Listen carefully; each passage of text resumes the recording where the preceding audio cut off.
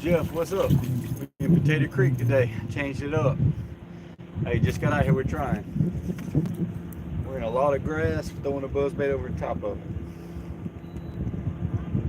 Y'all fishing this weekend?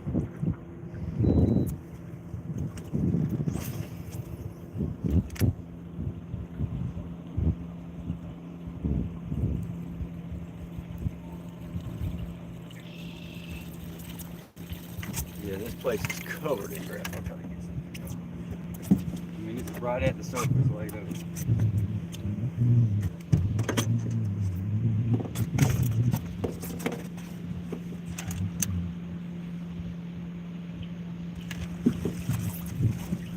That's what we fishing in.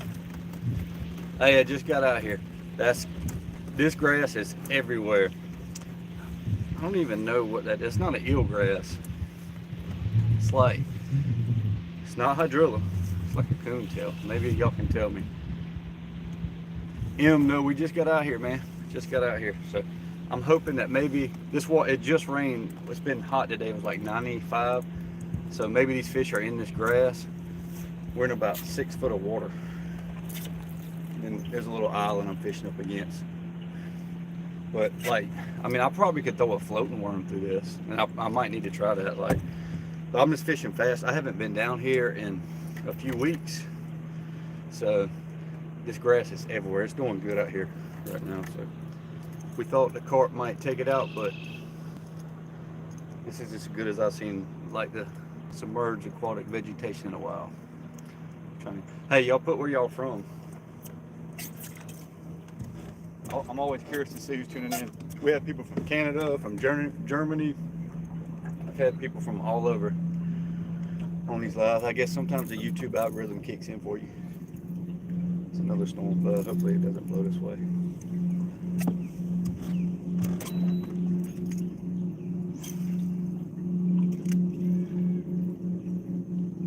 mean, this grass is thick.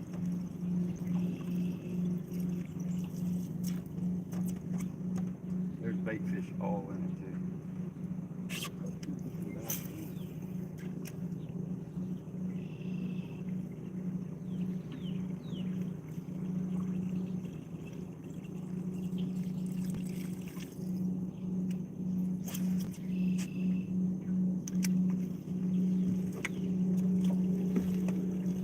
Florida, oh, that's cool. Hey, I heard y'all been battling. They've been trying to kill y'all's grass down there too.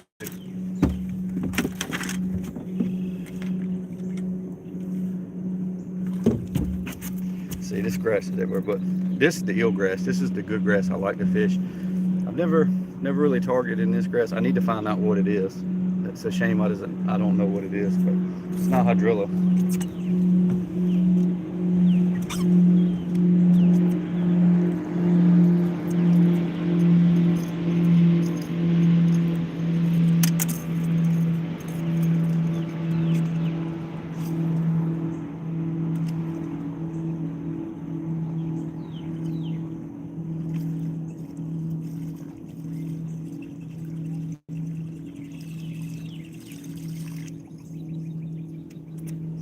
We might have to switch to a float worm. I can't even get the buzzbait through it.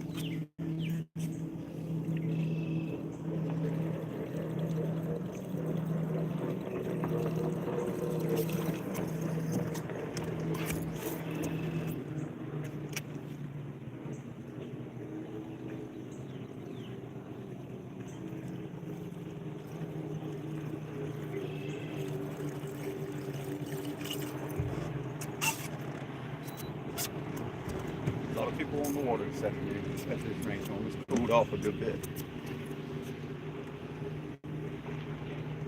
And that's good, because every time I try to go live when it's really warm, the phone overheats. So I try to keep it charging the entire time.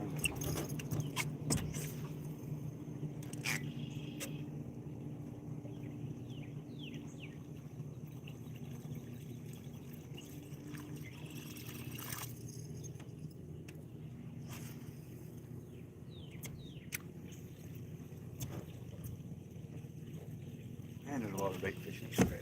We should get lucky and catch one. Hey, where's everybody from? Chime in on the chat. It helps the algorithm. It helps the video reach more people. And I'm always curious to see. I think we had Canada. I know we've had a lot around Boston for some reason.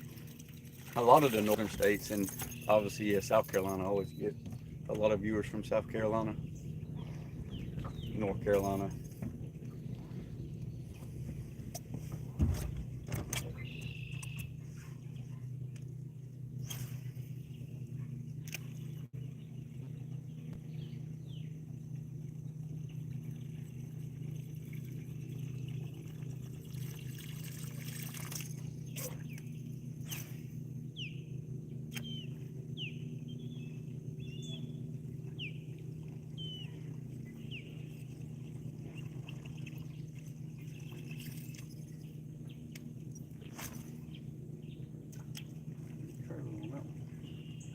I was looking to see, this water's really clear, just to see if I see any fish shooting out of this grass. Might be fishing a whole lot of grass with no bass in it.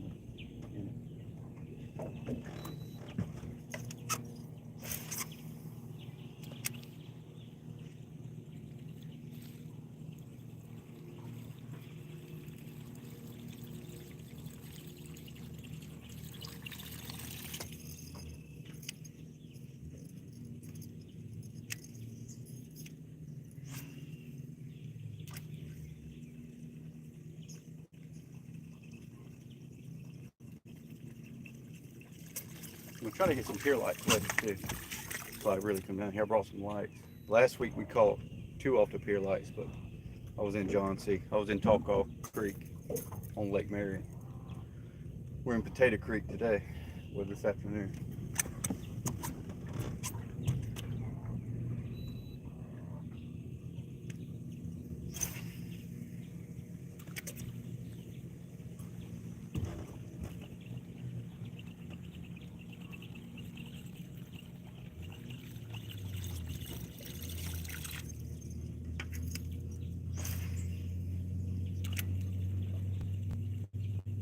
Fish rolling out there off that point. We're about to head that way. A lot of my friends, well, one in particular, he rips a rattle trap through this grass. But I almost think it's too thick to even take a rattle trap through this.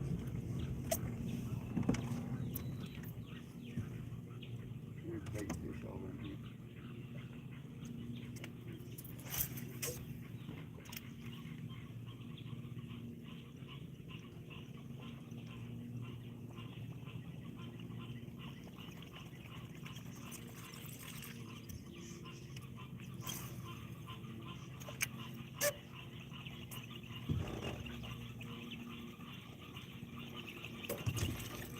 problem is this lake gets hammered so much, especially this time of year. Every day, every point, every dock getting fished.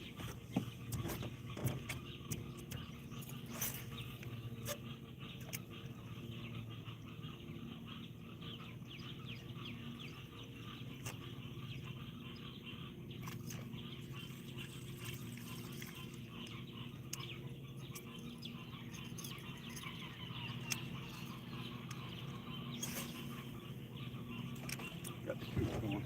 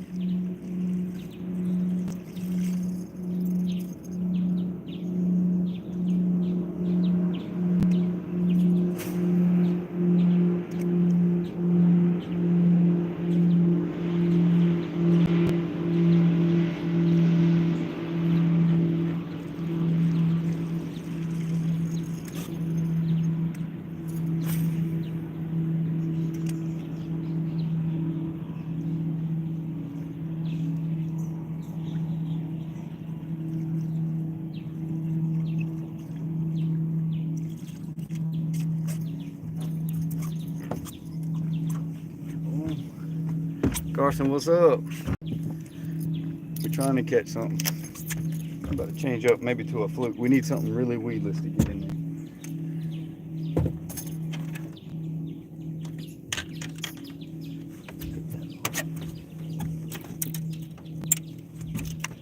I got this that I've been wanting to try ever since I seen the elite Bassmasters come out here. Eric, what's up, man? Hey, every Friday, come over here. As long as I'm not swamped at work, I try to get on Santee on Lake Mary. Yeah, I got the frog. It's in. I probably need to do that. I got this frog right here, and I've got a buzz toad, but I've caught so many fish on it, it finally tore up. I need to get another one. This is what I was trying to catch them on. Let's see how weedless this is. There's a lot of bait fish in this grass. I know y'all just tuning in. A lot of y'all. There's grass everywhere off these points.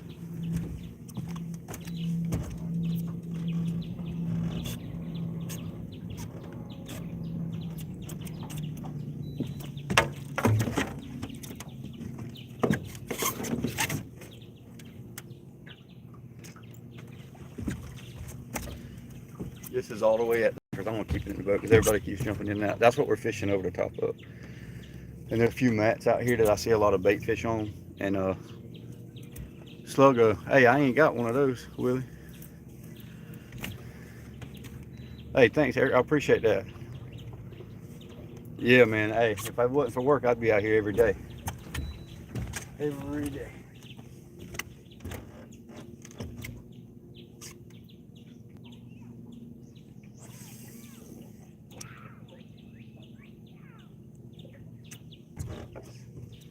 I just think there's got to be fish in here. You got all these bait fish and all this grass, and it's been hot today.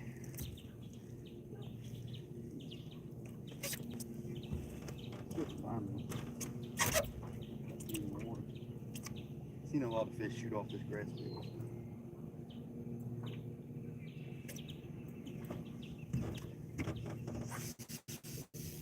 It's just good to see all this grass. Y'all that are not familiar with Santee's, we've been fighting this battle forever.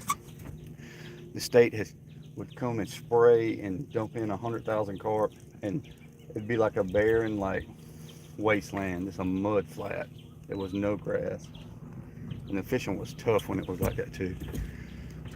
They were trying to eradicate the hydrilla, which the hydrilla did take over when I was really young, like probably when I was around 10. Hydrilla took over this lake, so they sprayed it, they eradicated it, but what that did is eradicated everything else too, all the native grass. But it's made a really good comeback these last few years. Hopefully we can keep managing it like they're doing. You got to give them props when they're doing it right. We give them a hard time about the cart. Everybody hates the cart because we remember what it did to the lake. And they, in the 90s, I think it was like they released a lot of pellets that dissolved in the water and killed all the hydrilla, but it killed everything. So there was no cover for the bait fish. And anybody that knows anything about our lake, I can't even see, we can get around the corner. The cormorants, they flock here and stop in the wintertime. And the bait fish, and they just didn't have a chance. Hopefully we can keep this management plan that they got now. It seems to be working.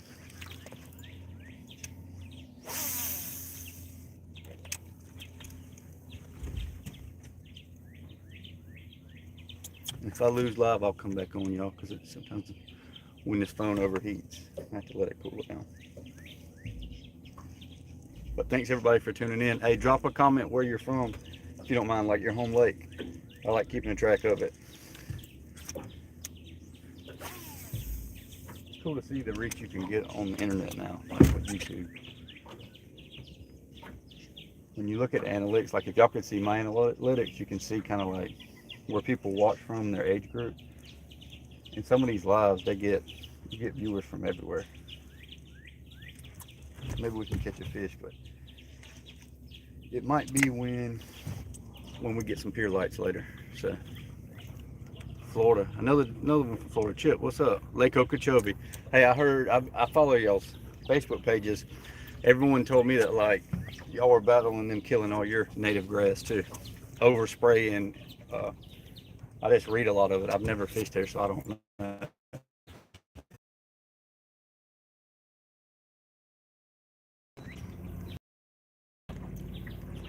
I heard that there's a serious problem like cyanobacteria down there too, because of all the runoff from like the yards, the fertilizers and stuff from all the people. All that stuff runs into the waterways. Yes, yeah, man. I hope they don't wipe everything out like they did here. I still say that Santee Cooper would be one of the. I mean, you're always going to probably have bigger bass out west, but Santee Cooper would hang with any lake if this thing's managed right. And you know, a lot of the elite bass masters, they come here during the spring. You can put some 30-pound sacks up every day, and even if you time it right. I'm on Santee Cooper, the upper lake, Lake Marion in South Carolina. Kentucky Lake. Hey, that's cool. Never fished. I hope one of my dreams for this channel is to get big enough where I can meet enough people and just fish all over the country. I always wanted to go to the northern states and catch a smallmouth. I've never caught a smallmouth bass, and I would like to go for walleye and muskie, even though I know it's a different way to target fish. Not necessarily like we do bass here, but I like catching anything.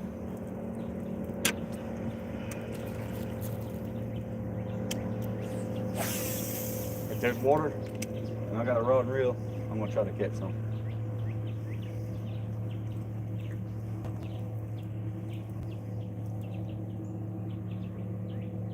I think that might have been a brim rattle.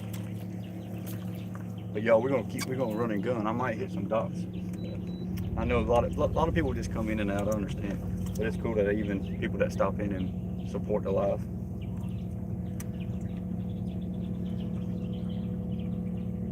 But I thought we were gonna have a real good night last Friday night. I pulled those two off the pier lights quick, and then it got really slow. Wind got up, and I just couldn't find a lot of pier lights. Everybody had the pier lights off.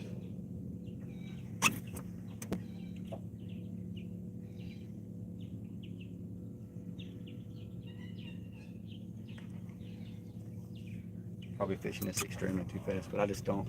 It's hard to fish slow when you don't know, you got a general like idea if the place is this area is holding fish. If I catch one, that's when I usually slow down. But the people that are good on this lake, they're usually on this lake a few days a week, a few afternoons a week.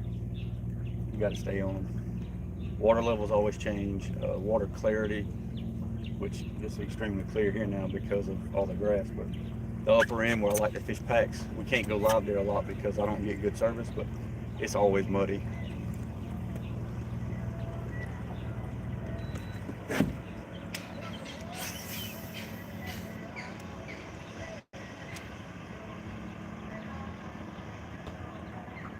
The Thursday night tournament last night was pretty strong. Some local guys had 23 pounds from 6 to 9 on the upper end of the lake. And I think second place had 14 pounds, 5 fish. I thought that was pretty strong for it to be so hot.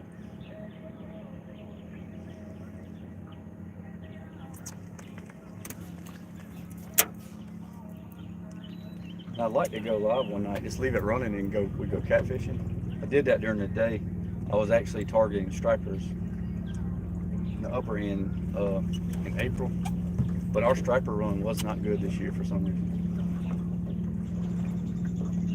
Something happened. It's been good for the last probably 3 or 4 years. And we kept saying it's getting better and better, but this year was a dud. I went 4 times and I never put a striper in the boat.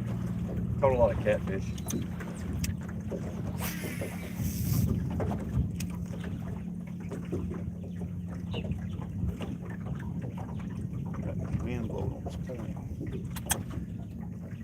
Hey Harrison, what's up, man?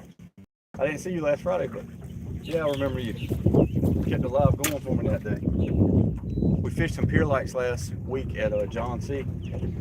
I got out there and threw top water right before dark.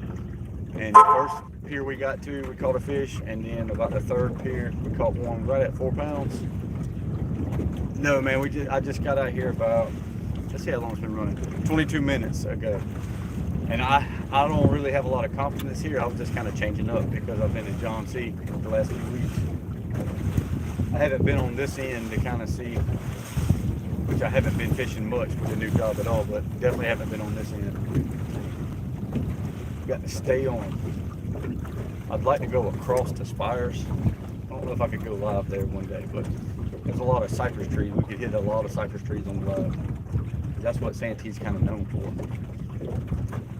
You just can't get really good cell service. Oh yeah, man. Hey, I love fishing the pier lights. That's one of my favorite things to do. Especially when it's like 97 degrees like it was today and going to be this weekend. I don't really like fishing in the heat of the day. You got to hit the brush piles in, and that's when the live scopers smoke them, because they got all these brush piles marked, and they can just go to brush pile to brush pile to brush pile. I guess we're gonna have to join them one day. If you can't beat them, you gotta join them. I don't know how to work a side scan good enough to even get on a live scope. My side scan's broken, my transducer's broken. Man, that felt like a fish, but it was.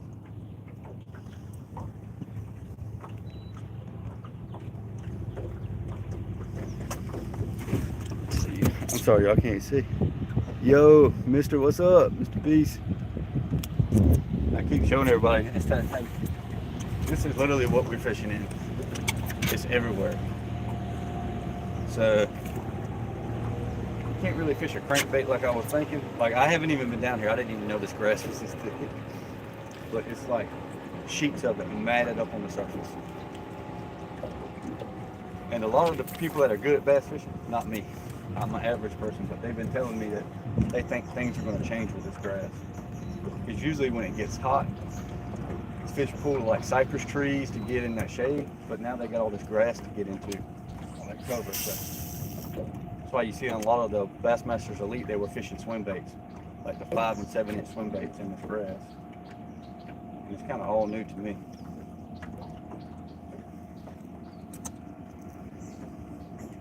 But I would like to throw this buzzbait and catch one. Hey, I can't remember who said it. Somebody said, let's throw a frog.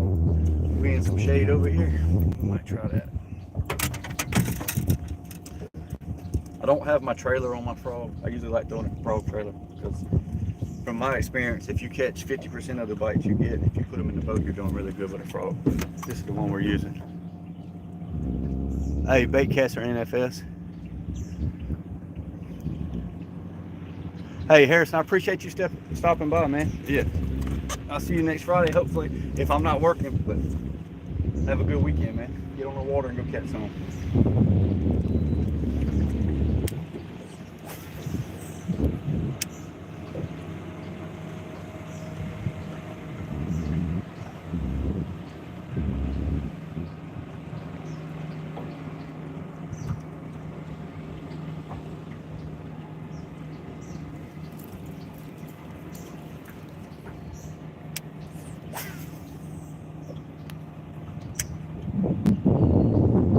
Usually you can come out here on Fridays and you don't have to worry about the crowd. Let's see what we got. Make sure I ain't missing nobody. Mr. Beast, what's up? I done talked to you. Chip was stopping in. NFS, yeah. I'm just not as accurate with a spinning rod as I am a bait caster, and it's just from lack of practice. I use spinning rods like for shell cracker and brim, but I've always bass fished with a bait caster. But I know I've seen some people that are really good with spinning reels, like they can flip from the front of the dock all the way to the back of the dock.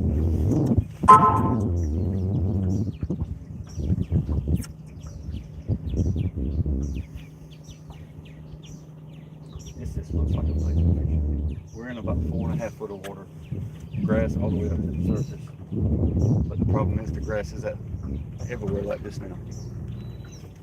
So you gotta find it.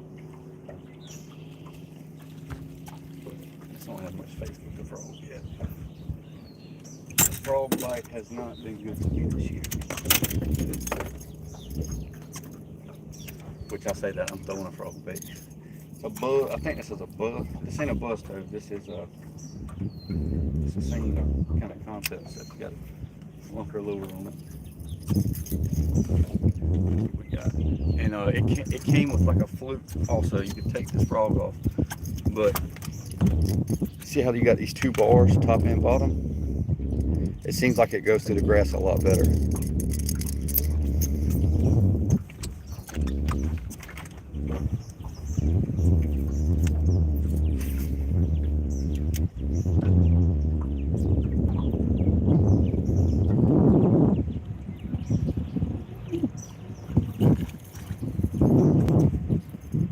Yeah, I'm gonna try to go live a lot when next year.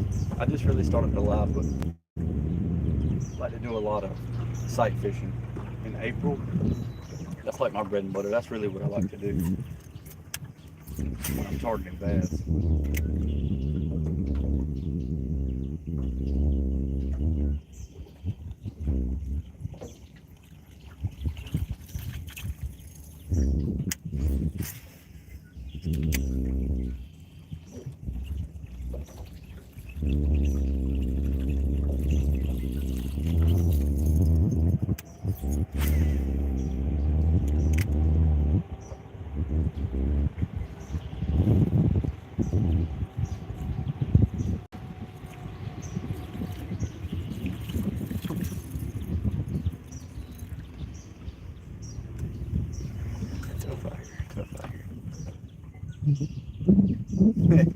Jew.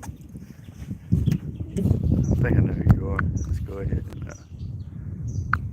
take you out of here. Eric, yeah, we usually don't either because they usually spray it all, but I tell you, like when you're sight fishing though, when they're cleaning out the beds, we call them Ray Charles beds because like you put your glasses on, you got good sun overhead, the water will be black and then you can see a perfect yellow circle where they're cleaning out the beds.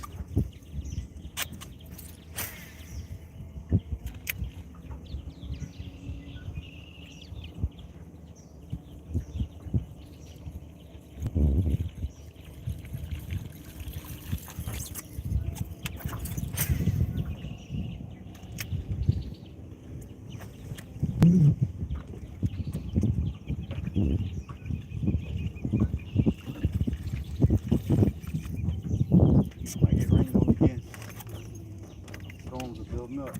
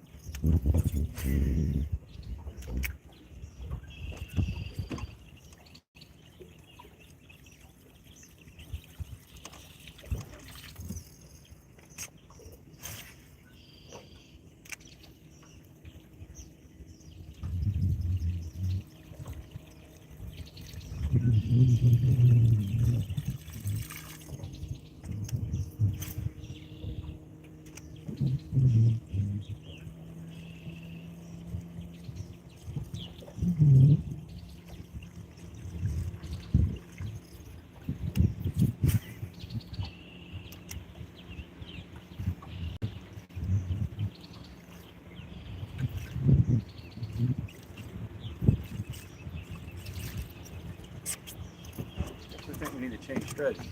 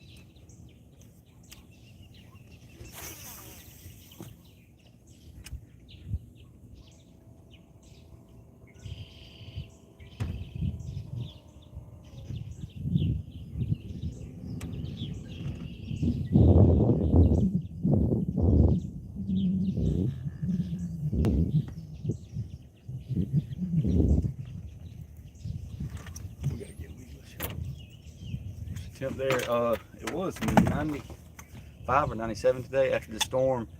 No, it's 81 degrees last I checked, and the water temp is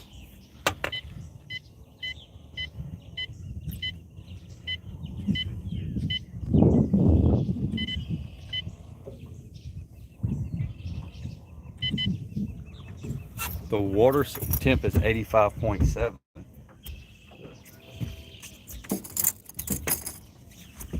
Gotta find them. They're always biting somewhere. They're always biting somewhere. You just gotta find them.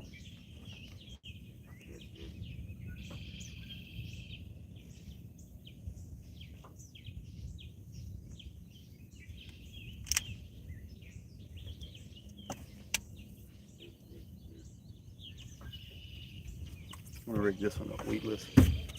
We'll throw a fluke or swim bait or something.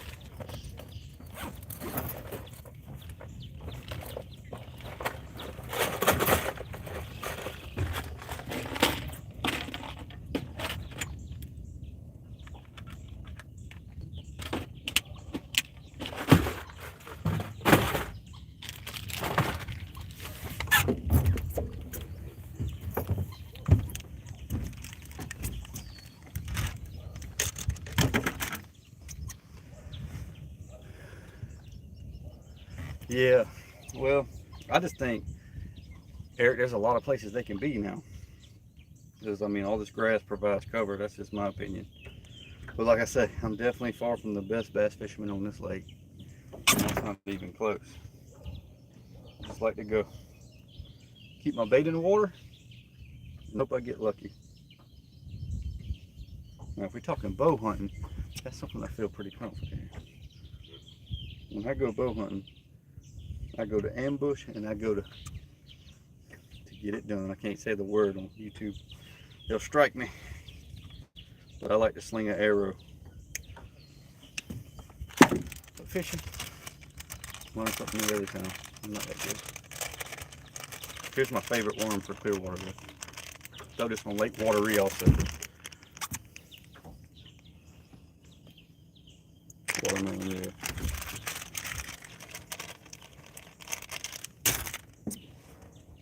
Try it without a weight. Maybe we can work it through this grass in these pockets. Like I said, I could be fishing all this and there might not even be any fish in this area. That's why you gotta go. If you're gonna be a good tournament fisherman, which I'm not, you gotta stay on the water. And all you're doing is basically taking off spots where there ain't any fish. Oh, you fish out of a kayak? Not that good, Eric? Well, I say I'm good, but I'm not that good either. But I go a lot. I'm usually pretty good at scouting. I usually can get at least in sight of deer. But if you got a kayak, you can put in right here at Potato Creek Landing, and you'll be out of the wind and out of the boat traffic for the most part. And you'll be right against Santee National Wildlife Refuge if you're ever around South Carolina. On Lake Marion, you can come right out here and fish. There's also, right there at Potato Creek Landing, there's a hatchery right on the other side that is really only for small boats. You can't really get a big boat in there.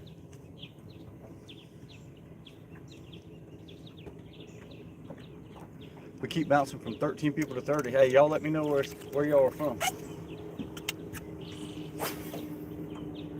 Just drop a comment, a quick comment, let me know where y'all from. Reel them in, let's go. We're trying to reel some in right now.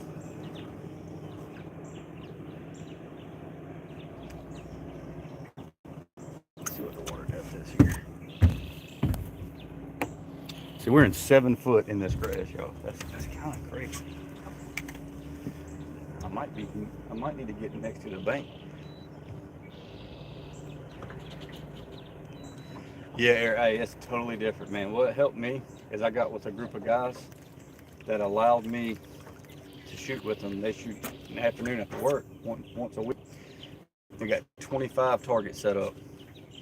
And if you shoot every day in your yard, and then when you shoot those targets with other people and you keep in score, it kind of puts a little bit of pressure on you. Not like a buck fever pressure, but it gets you kind of like everybody's watching you and you don't want to mess up and you keep your anchor right. and you just pull through your shot. You can just, you need to find some people to practice with, I would think. It stepped my game up like a lot with bow hunting. That video where I shot this nice buck, I shouldn't say that on YouTube, where I got that nice buck, I drew back on him, I stopped him, and I wanted to jam the trigger, and I didn't, because it's almost like muscle memory. I went to jam it, and I was like, no, settle in, and you just pull through that shot. No, really, man, we hadn't caught anything. I've been out here for 41 minutes. The bait's been in the water, but we haven't had any bites. I really came out here to try to hit some pier lights. Yeah, like bow hunting, a lot of people have a lot of different philosophies on shooting, but really, if you can, even if you slap the trigger, if you pull through, there's a lot of videos on YouTube that I learned from, like Knock on Archery, John Dudley, he's good at teaching. But it doesn't matter. If you consistently do the same thing on the same, you mount the same way, you find the same pressure points on your face, you will get accurate. Now, the only difference is, especially when you're bow hunting and you're not hunting over bait, which is all public land in South Carolina, when that buck's coming through, you may have to stop him. And when you stop a deer, this is what's happened to me on some big deer, y'all, in my whole life. The first deer I ever shot at was like this, and he was a giant for South Carolina. When you alert the deer and that deer's looking, any noise, he's on high, I mean, he's ready to go. You brush your face, you click or anything, and that deer's going, he's trying to jump out the way, but what they do is they drop down and then launch up. You know, it's just like you preparing for a jump. So I always aim for the lower vitals, especially, that's a 10-foot alligator right there.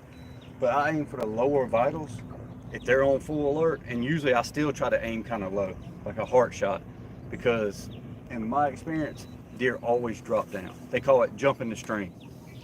When they jump the string, I've shot over the back of 3 deer that I know would be great deer in South Carolina, especially for public land. But that's just my 2 cents on that. But I've been bow hunting. I haven't got a deer with a rifle since I think I was 16 years old.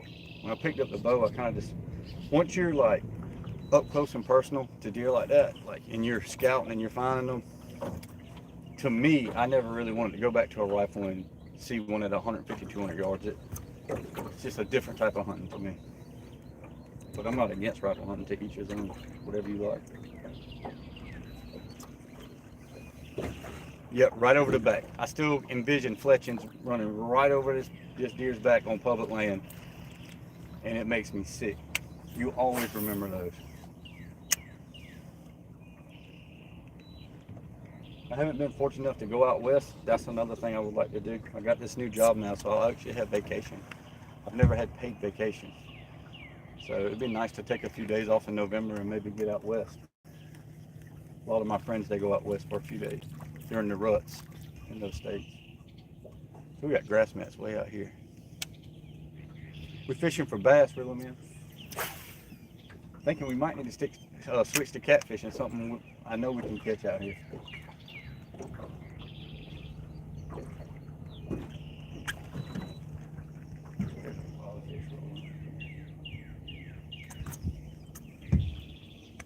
I've said it 10 times, but I mean it. Like, this grass is crazy. Like, I haven't seen grass like this on Santee since I was a kid.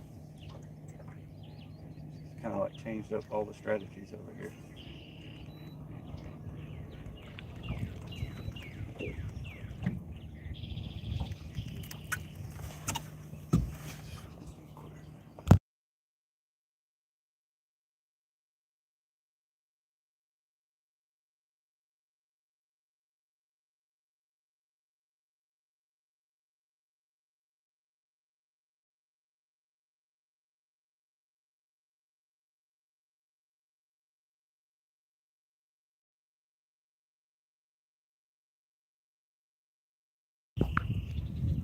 The fish was right there on that grass mat. I seen a bunch. It's not a big fish, and I might lose him because he's got it.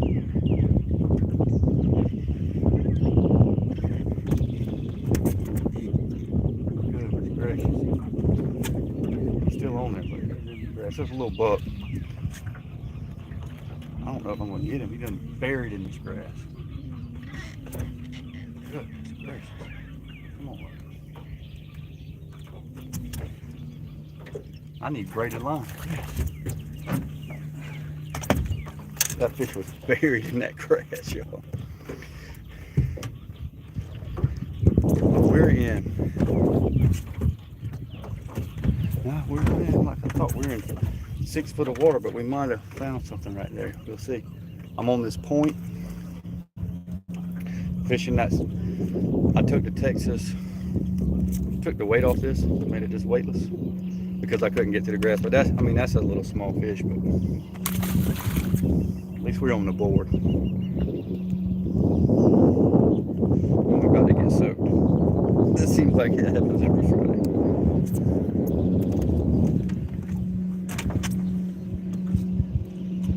I don't know if y'all can see. I'm gonna try to get the camera. There's a grass mat right there. And I've seen a lot of bait fish rolling out of there. That's it. I'm gonna tell you, like, I need to switch to braid. That fish buried up under that grass. I thought he was gonna break me off. If that would have been a 7-pound fish, I would have been going swimming on live to go get him.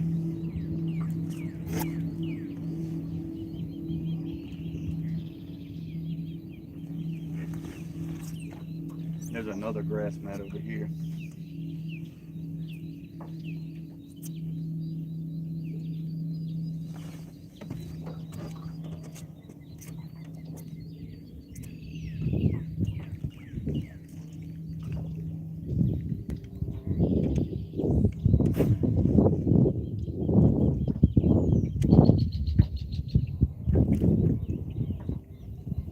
Like there's a lot of fish just chasing bait in here in this grass.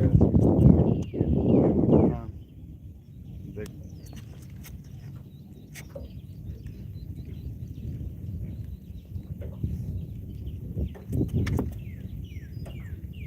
One problem is this phone might get wet. Yo, if I lose you, I'm sorry.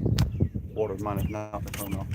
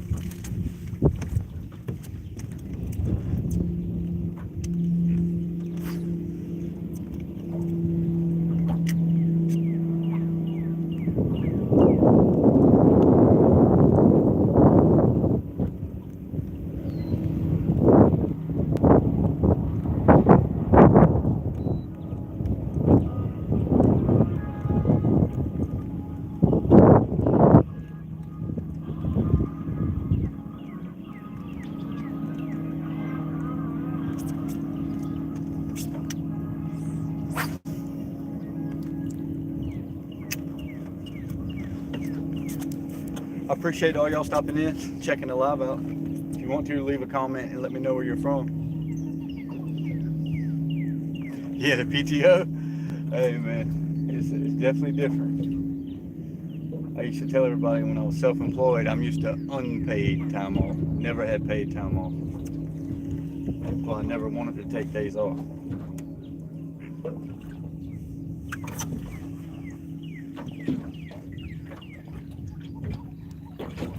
Might have been a one-hit wonder, but at least we got one in the boat.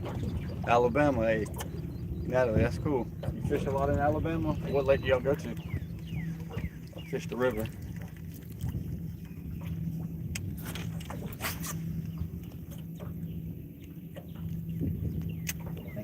Is Gunnersville in Alabama?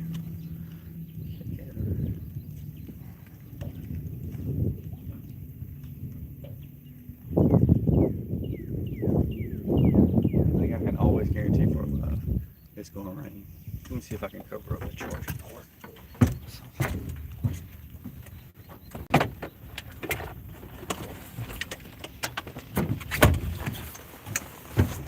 We've got the shrimp and bibs. Try to do something with it. Keep the phone going.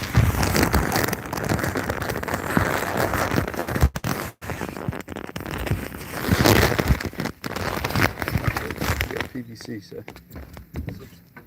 Hey, this is a ducket and a Shimano. This is my favorite rig. There. Got the ducket, medium heavy. So yeah, this is a 6'8", not 7 foot. And then I think that's the Corrado. Yeah, Corrado. It's smooth. Oh, I'm about to get soaked, y'all. Y'all see it back there? It's coming. All right, maybe those fish will get turned on right here. Let's throw that buzz bait on this water. You just never know. A lot of people on the jet skis out here.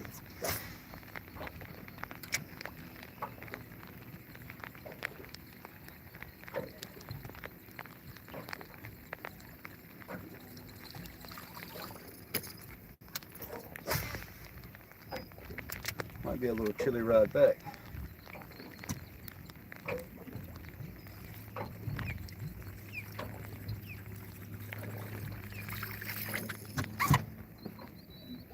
That's gonna suck. Well, we out here now. Don't have any rain jacket. Yo, sorry if I lose y'all. My phone gets wet. But I appreciate everybody stopping in for a while.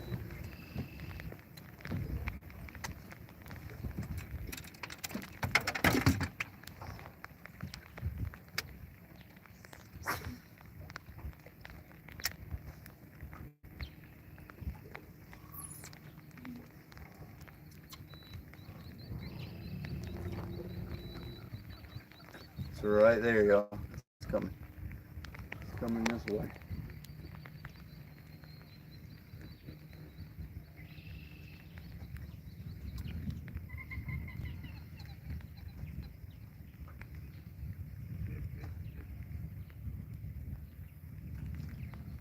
Maybe the Lord will give me a 7-pounder to sit down in this rain. And I will throw it.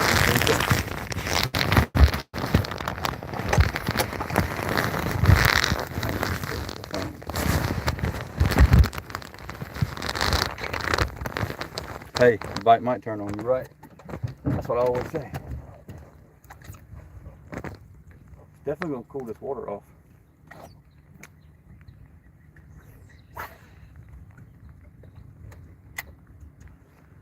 I know y'all can't see it, but there's a lot of like surface action. There's a lot of, I think a lot of these bait fish are just in this grass, and these little small bass are just chasing them out. I can remember it right now. Over.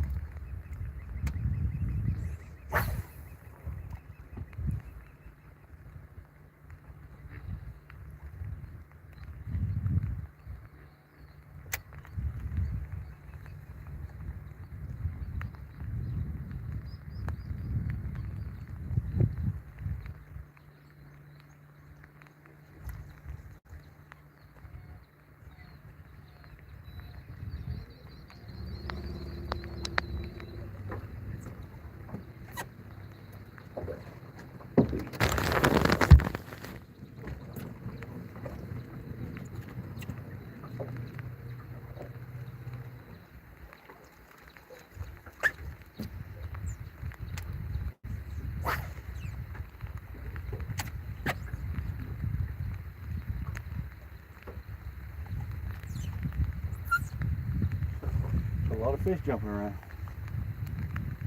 We want to jump on this bait.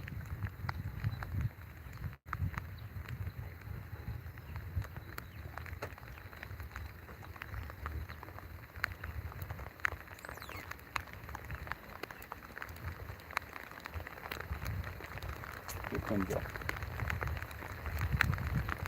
I don't think so. Here, hey, it's good wishful thinking, but it's coming right now. Hey, at least there's no lightning. I don't mind the rain. My brother and I, we fished a tournament. It's called, not King of the Swamp, Winter Freeze in January. And it was like 39 degrees and it rained the whole time. And we had 5 fish in the boat, 17 pounds in like an hour and a half. And that day I told my brother, I was like, man, we didn't even make it like the top 9. Everybody caught fish that day and it was cold and miserable. It was in January. But we did get lucky. My brother's a lot better fisher than me. He's leaps and bounds better than me. He has more patience.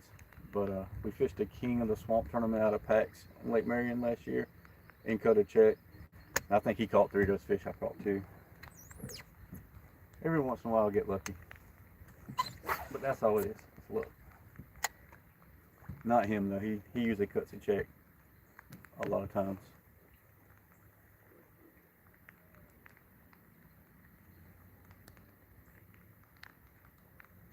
Thought we were about to be on something, y'all, but that fish nailed it in the grass. I want to fish these lily pads up here on this point. Oh, Natalie, I just seen your comment. Gunnersville's not far. Yeah, I've always wanted to go to Gunnersville. I think it's, from what I heard, it's kind of like Santee. There's a lot of stumps. That's right in my neck of the woods. If you don't know Santee, don't come here running it, or you will lose the bottom of your motor.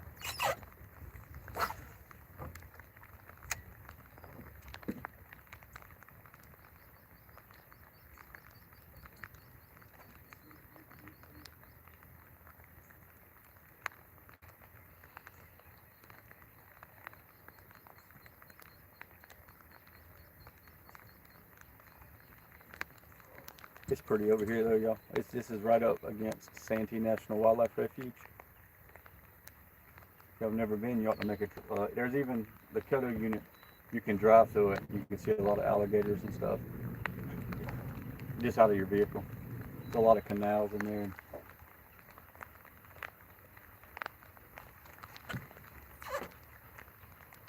So I just saw that 10-foot alligator over there. Hey, and alligator season's coming up. I was just looking out here. I was like, did I miss the lottery? But I think it stops July 5th or 15th. But when I get home, I'm gonna go ahead and put my point in. I think I got 3 points. I should get a tag this year. If I get a tag, I'll try to film it for y'all.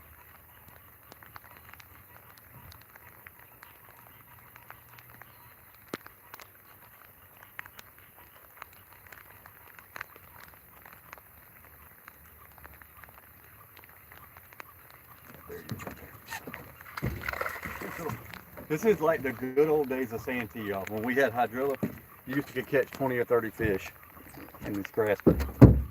Hell, they wouldn't be over. That fish right there ain't even 10 inches. So that's bait.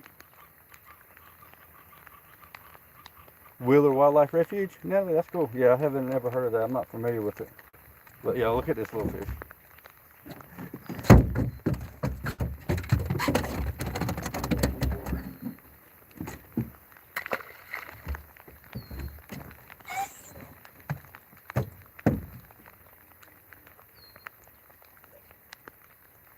Well, we definitely went the wrong way. We wanted them to get bigger, not smaller.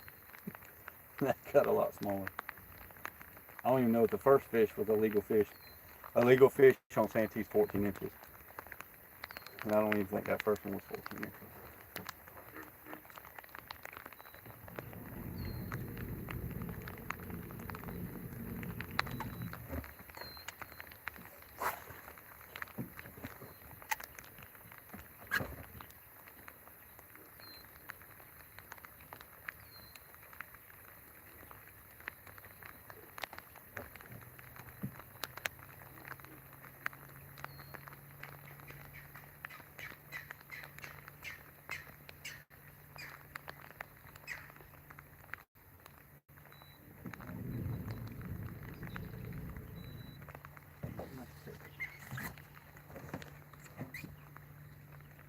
Yeah, I think we should replace that one.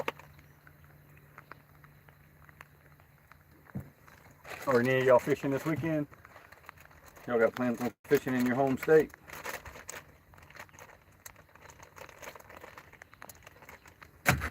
It can get tough out here in the summertime when the water gets hot. But there's always somebody catching them. Every tournament, you see. The ducks and such, it wraps around the Redstone Arsenal Army base. Okay. Yeah, I'd have to look that up. You said y'all got cranes, sandhill cranes? Peabody Wildlife Management, coal mining. Great job. Hey, that's good to know. And we got to start protecting our habitat. Public land's getting extremely crowded, and that's why I kind of even started thinking about not posting any hunting videos, because a lot of people are like, man, even though my channel is really small, I don't name any places I hunt. I do that on purpose because I don't want to blow up anybody's spot that's always hunted there. And I thought about next year not even putting public land, just putting, maybe just doing a highlight of the deer season and not even putting a state or anything, just put deer hunting.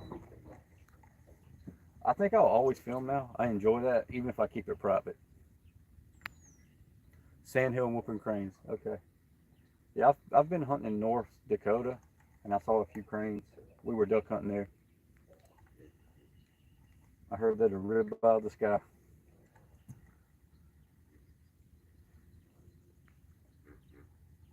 Eric, I think you're right, man. Thought it was going to get a lot worse than what it did.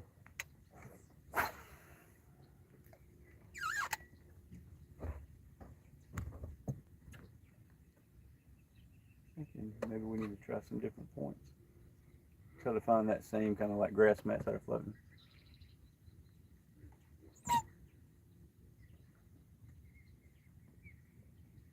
There's just so many bait fish rolling in this little cove. It's hard to leave.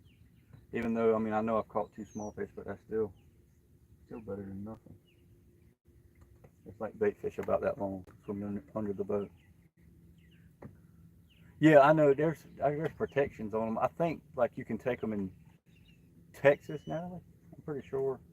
And North Dakota, I think you can get, I don't know if you have to have a specialized tag for them. Like a swan, you have to have a tag. But not really familiar with that. And a lot of people get like upset about like taking a swan or something, but I've been to North Carolina where the migration stops, and they will flat out destroy a field.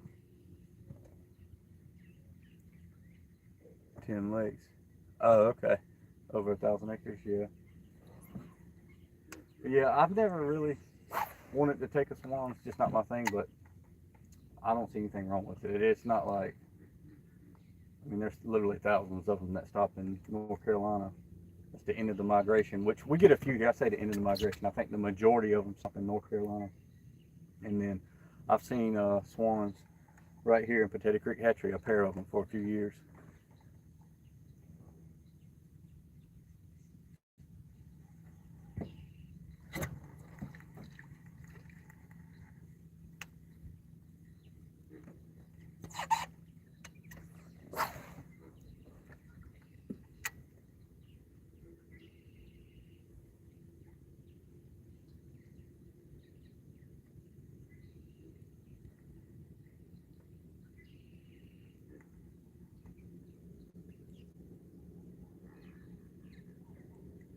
I feel like there should be a fish in here.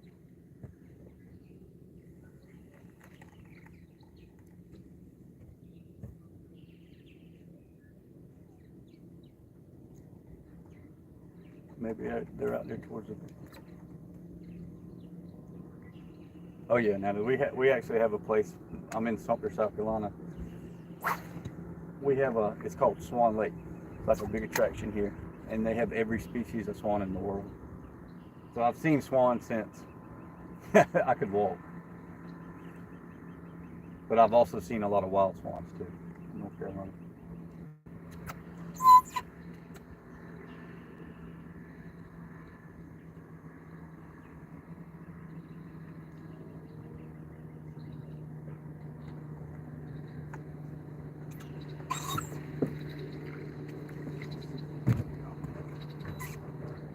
We got a nice sunset coming up. nice afternoon on the water. It was scorching hot today, and it's perfect weather right now. All we need to do is all we need is a big bite. I want to catch an 8-pounder on live. It's a goal of mine.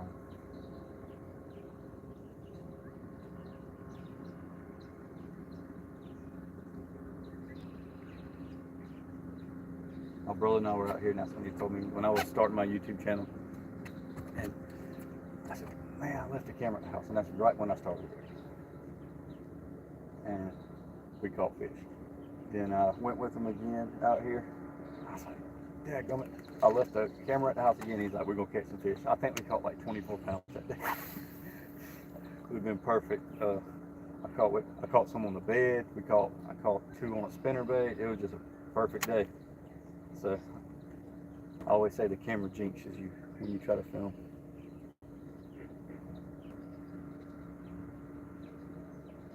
Damn, that gator's right there, y'all.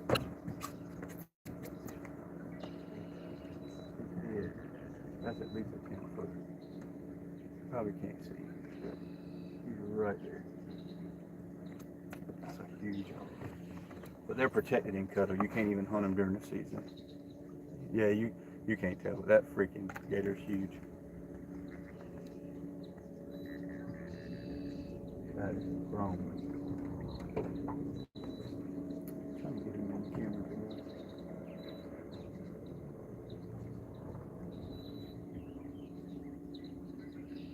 Those gators aren't bothered. When they get that size, they're not worried about anything.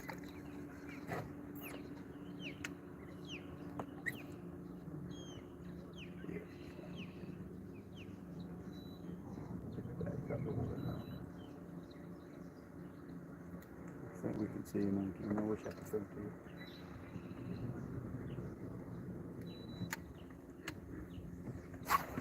When they first opened that season up, the gator season, they took a lot of 13-foot alligators out here because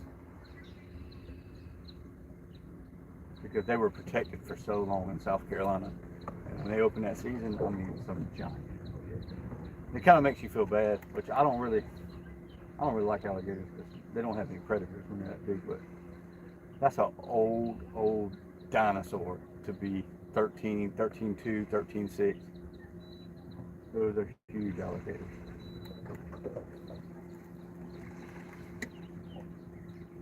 And when you see one out of the water, when you see one hanging up out of the water in person, it gives you a new respect for them.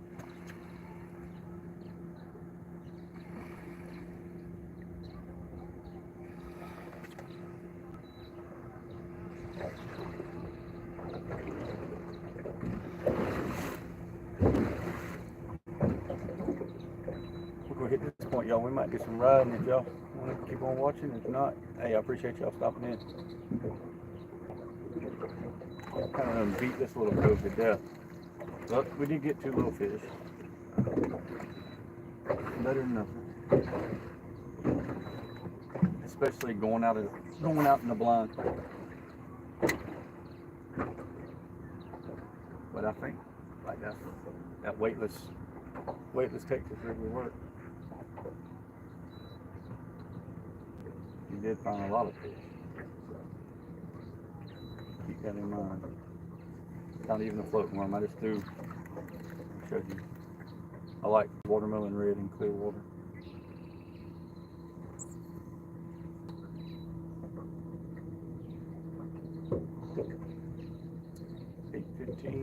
Sunset is 8:37, so it'll be dark 30 minutes after that. 9:07, dark. And we'll see if people will leave the lights on for us. I haven't thrown any top water. No, I'm just letting this worm sink.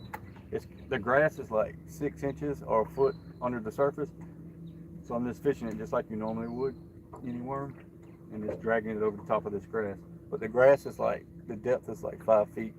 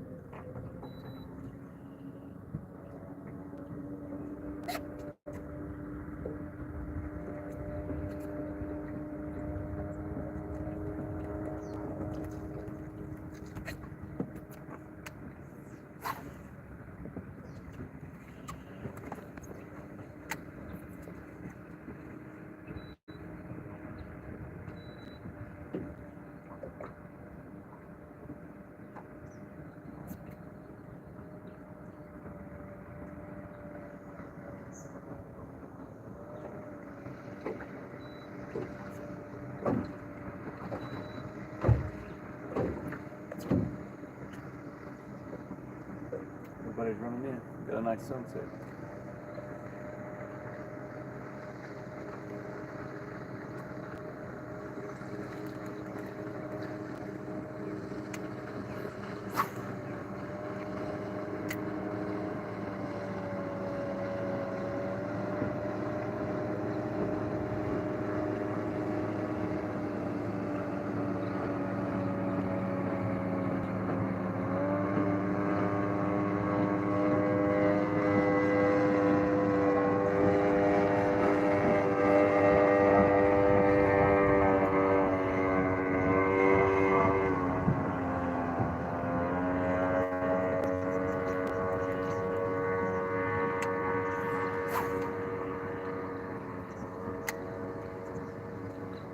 Yep, this is a nice sunset out here.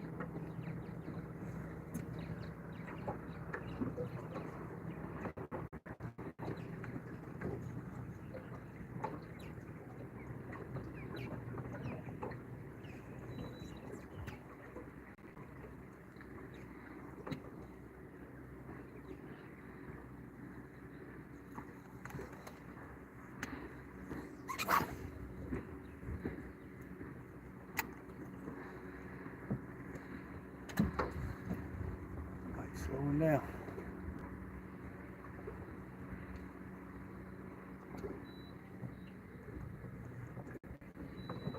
Fish rolled right here in front of the boat when I hit the trolling motor.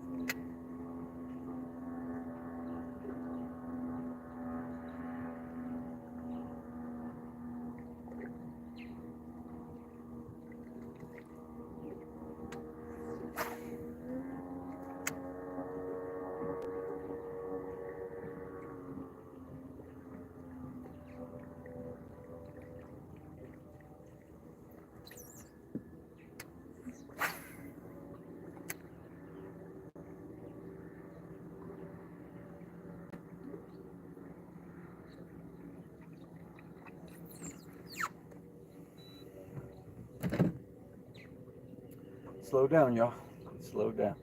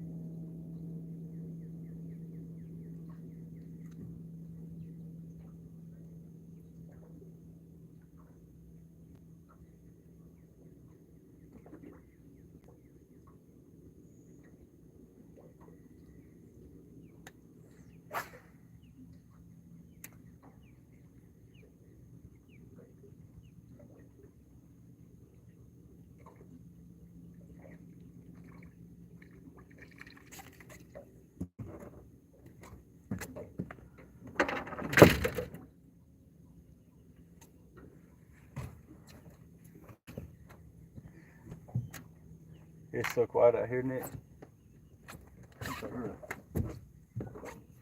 Get the headlights on.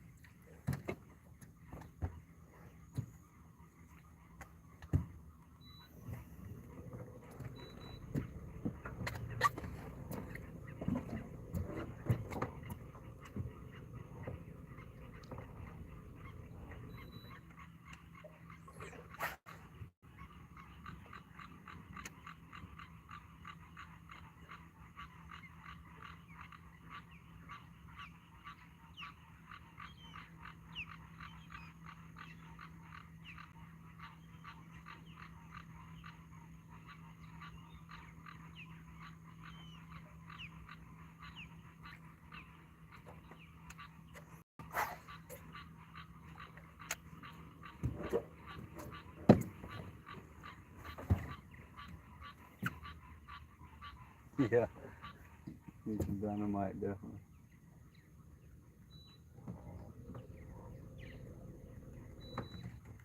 This is usually prime time. You can find them.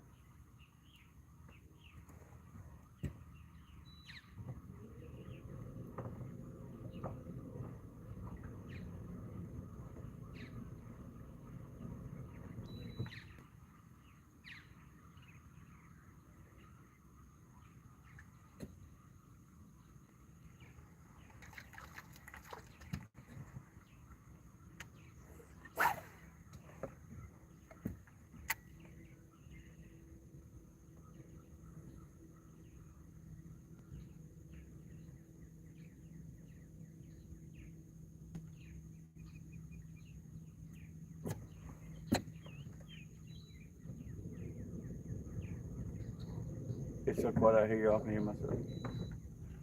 Nick, appreciate it. Yeah, I'm gonna try to go as long as I can if we can get these lights working. Like to hit a few dots, but If not, y'all want to stop in next Friday? As long as work allows, I'll be here next Friday.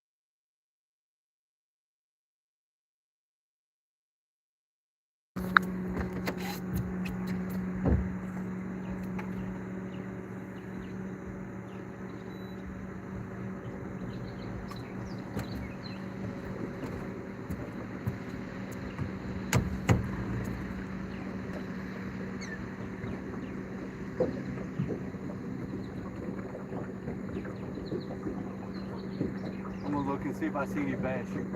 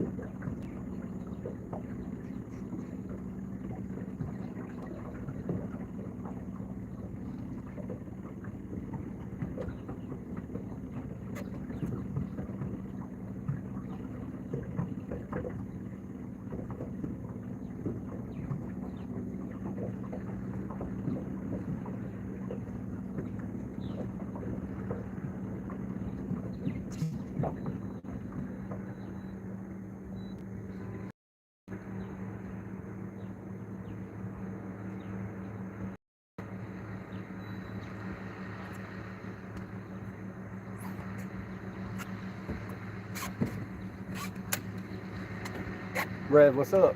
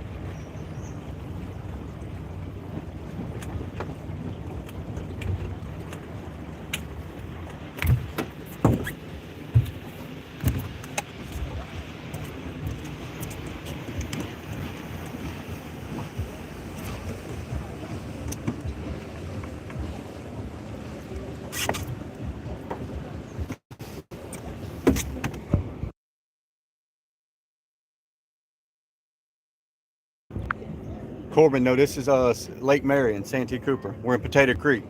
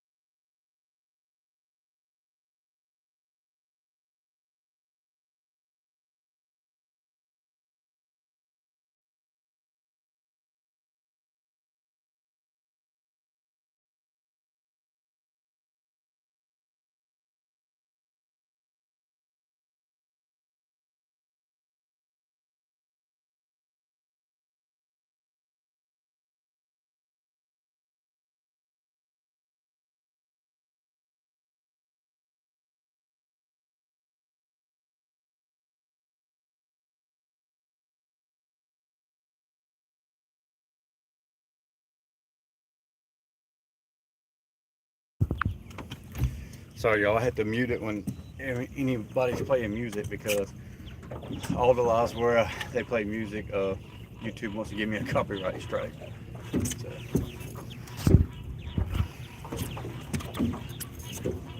it's kind of killing some time. I want to go try to hit. Hey, a kayak works, man. Oh, Eric, you need a boat? Hey, man, I'm fortunate enough to have this boat. I bought this boat before the coronavirus. Luckily, after that, the boat prices went crazy. I don't think I could afford this boat right now. Not the way boat prices are. And when I bought this boat, I think I waited like 6 months to get it.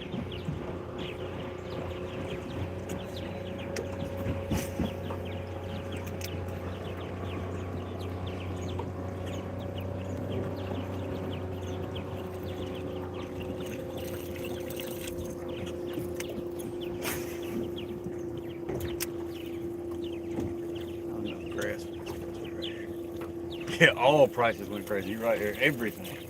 And I'm in the construction industry, and for like over 20 years, I've done framing, cabinets, but for the last 10 years, mostly installing interior trim. Everything, every material, everything's went up. And the new job I took is with a company, and I'm just a builder now. So basically, they call it a builder. It's like superintendent, project manager, and it's been a lot for me to learn. Like I say, I get that personal time off. If I can keep this job, which I'm going to try my hardest. I know a lot about construction. It's just scheduling and a lot of organization I got to learn. And it's something I've always wanted to do, so I couldn't turn down the opportunity. It messed up my YouTube and my fishing though. But you got to give and take.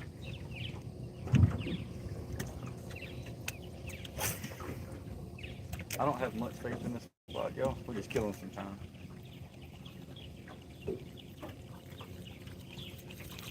I haven't had a good like top water bite in ages. Get over here, this grass.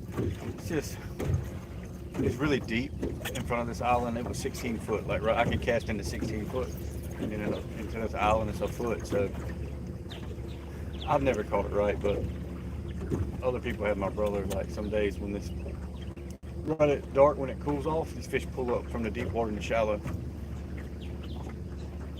Yeah, appreciate that, Natalie. I believe that 100%. Everything God has set a path for me, and I haven't. Ever since I kind of quit drinking and quit being so wild, quite a few years ago. Now, everything's kind of falling into place for me. So you're definitely right about that.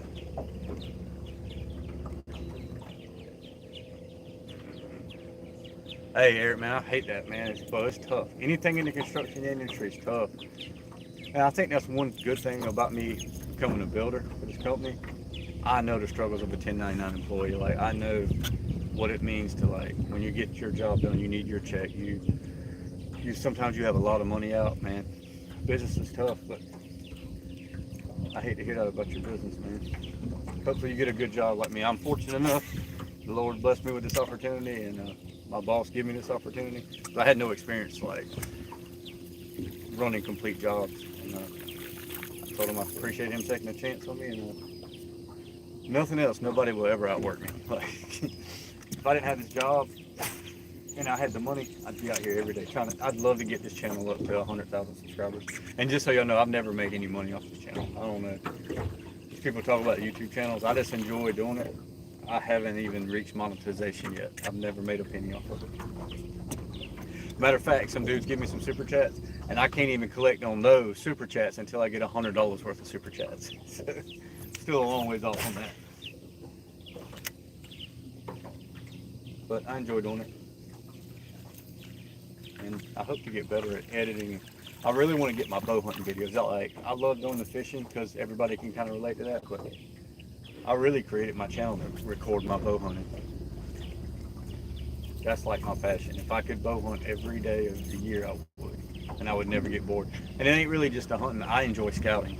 That's why I hunt all public land. I love scouting probably more than hunting. I mean, yeah, it's good when it all comes together, but I love scouting. I don't hunt over bait or anything, which I don't have any private land. Even if I did, I might put out some bait piles for somebody else, but I don't really care anything about that. I like to go in and find them. I like to go find those swamp bucks. And you get 10, 20 yards of a 5-year-old deer on public land in South Carolina. It's a good feeling. Because those bucks have seen everything. They've seen gun hunters. We have some of the longest deer hunting seasons in the whole United States. We got dogs. They running dogs every weekend around these deer. A deer to make it 5 to 6 years old, that's a smart deer.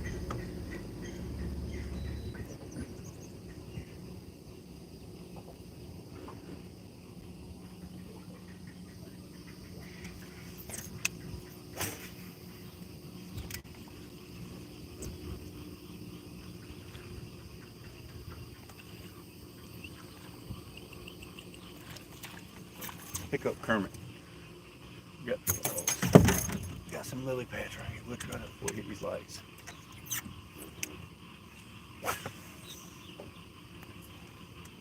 It's a big difference when you fish that buzzbait and then you go to that frog.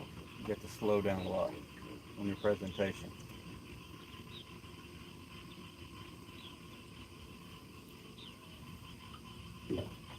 I usually put braid on my frog and I don't have my braid rod, so like my brother gets on me. Like I'll swing 4 and 5 pounders in the boat because I've lost so many. Trying to net them with a frog, I just tell them to get out of the way. They always get mad because I just reel them straight to the boat with 60-pound braid and flip them in the side of the boat.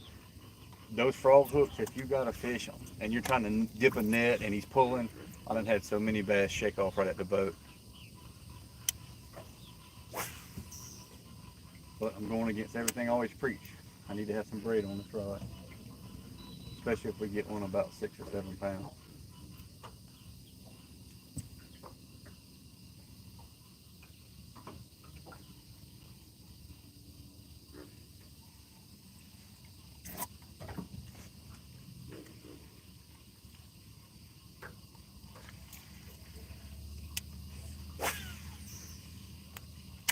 Pretty in here, y'all.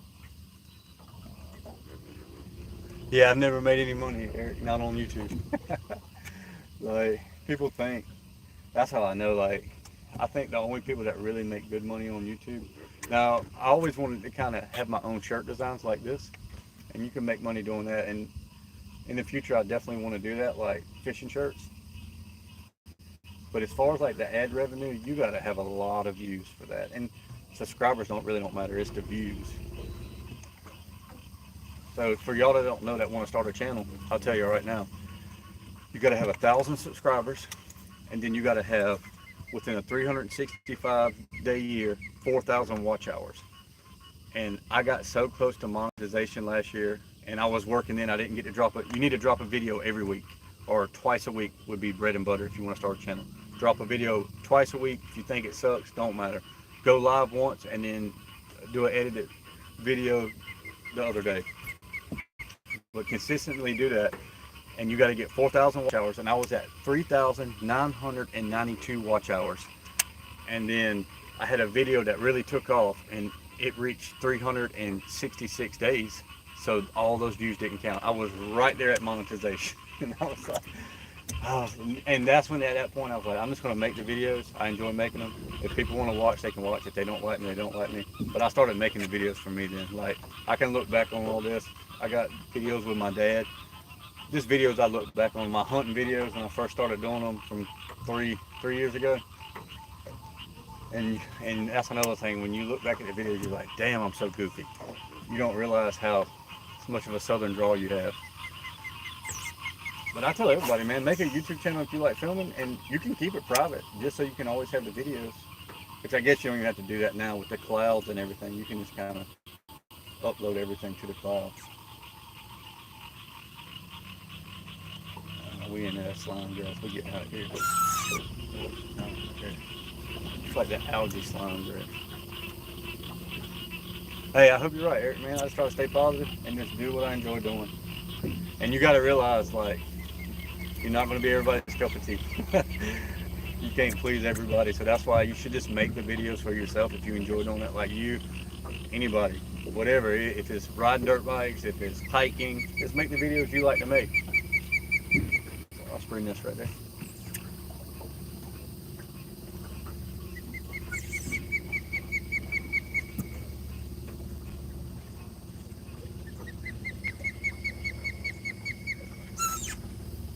Oh, her nest is right there. She's really low. I videoed some shorts, y'all. We have a lot of ospreys, and everyone I think there was 2 chicks to a nest, but they were huge, but they weren't ready to fly yet. And she probably has 2 chicks in there. They're so used to boat traffic. Right there. But I don't want to get her too worked up. She's got her chicks in there. But yeah, there's a lot of osprey nests on the other end of the lake.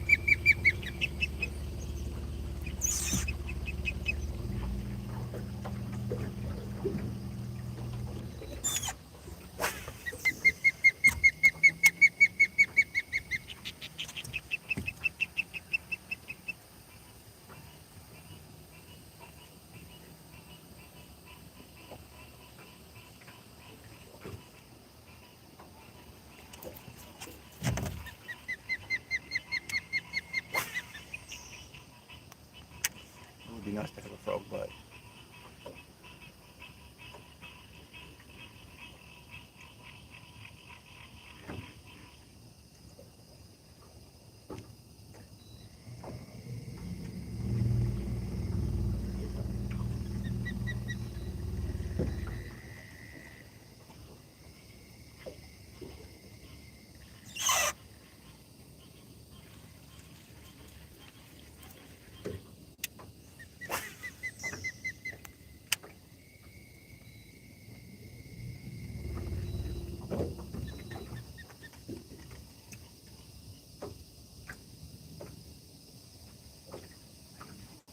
I don't like throwing top water when there's no like surface action.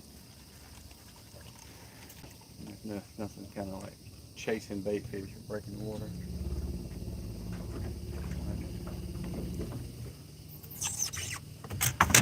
But there's really kind of one pier I want to hit before I leave tonight.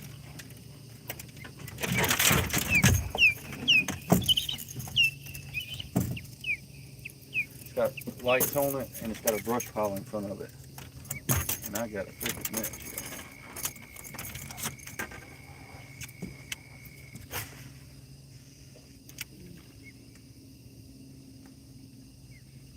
Put the thing on high cover.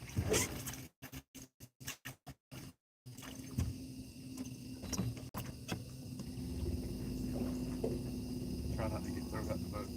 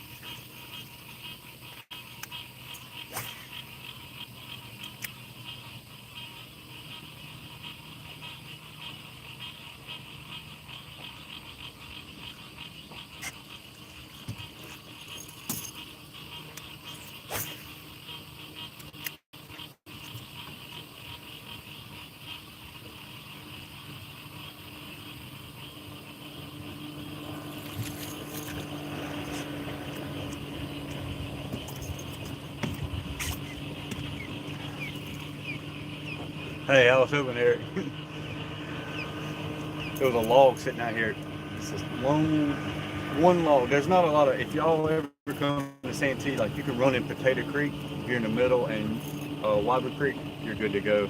Talcott Creek, you don't have to worry about stumps unless you get around the islands. Man, we gotta find one big bite. I need to set up the light too because we're about to lose light on the camera. That's one thing about these Androids. Like they're very good in low light conditions. Like right now, it's pretty dark. But then once it gets dark, it's dark.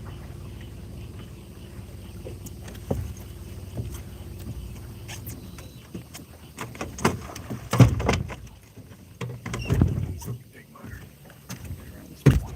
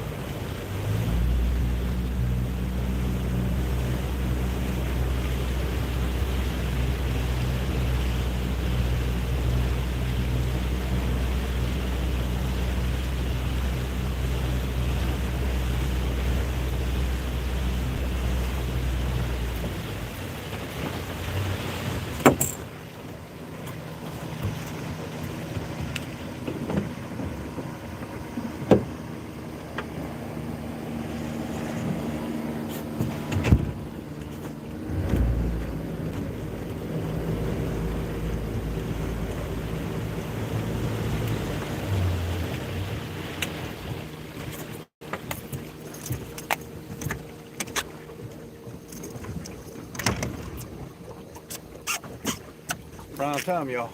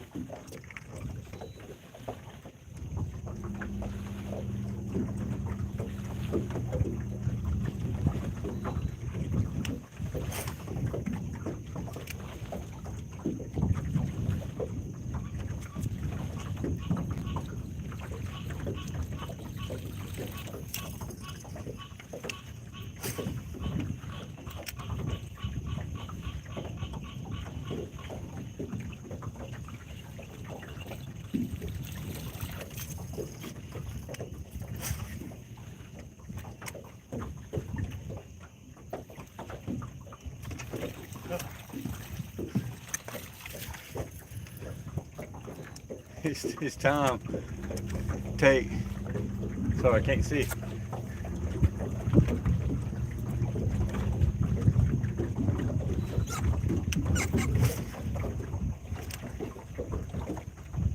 We're gonna try a few pier lights tonight.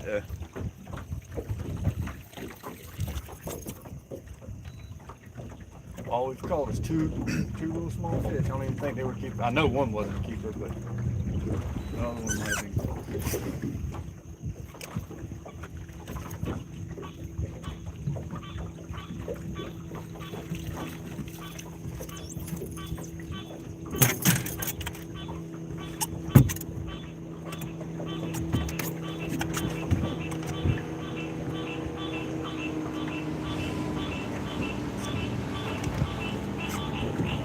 Like DNR. Well, check.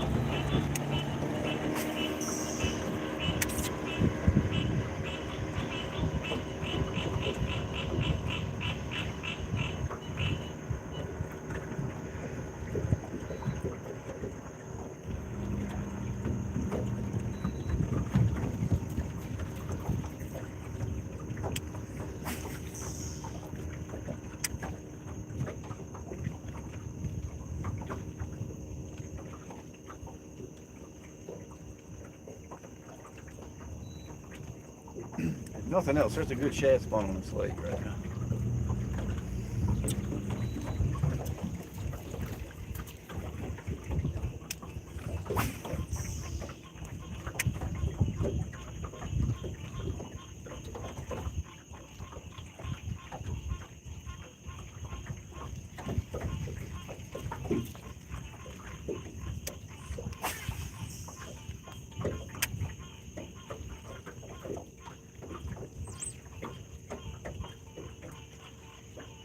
Should have been hurt right there. Threw it in the back of a little pocket and let it sit.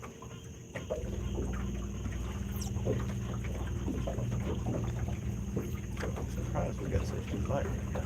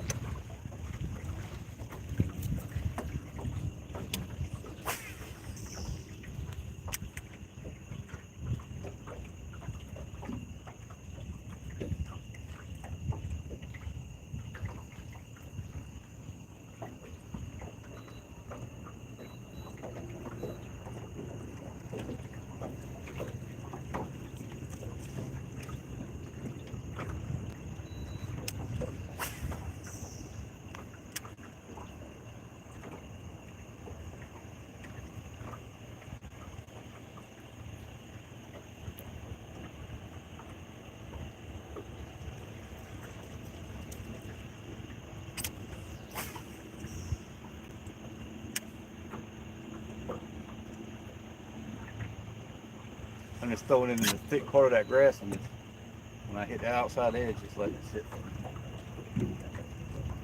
not a minute, a second.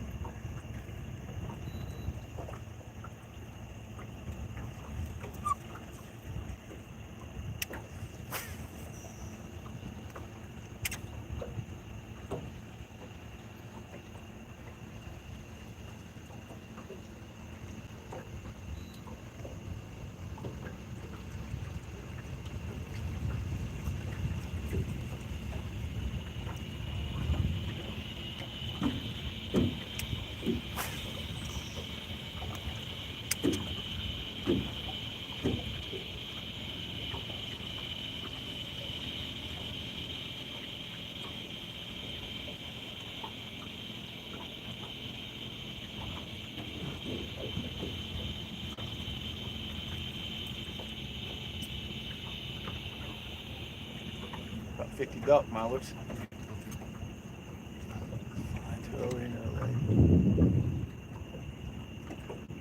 Yeah, Natalie, it's so nice, man. I love being on the water, like right at sunrise and right at sunset.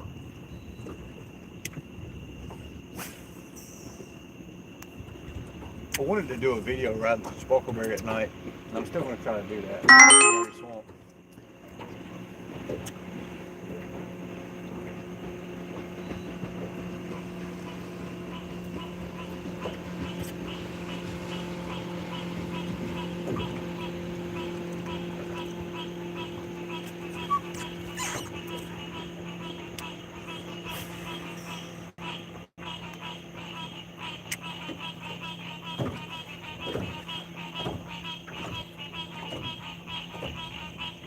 Mine's grilling some. Got the grill going on. It smells good. Get a plate.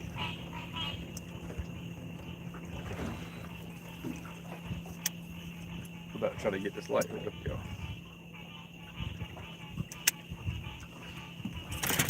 Try to hit a few piers and get on out of here. Head on to the house. Got birthday celebrations this weekend. Haven't had a lot of time to fish, but other things come first. One day I'll be able to fish every day of the week. Just not right now.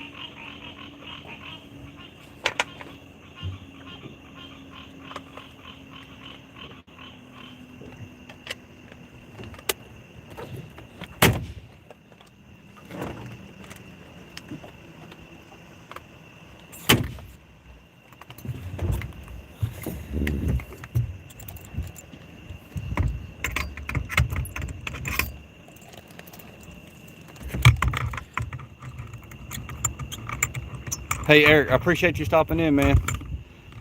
Appreciate leaving all the comments, man. It helps the channel a lot. Y'all have a good weekend, everybody that has to get off. And I appreciate everybody that supports my channel. Really mean that.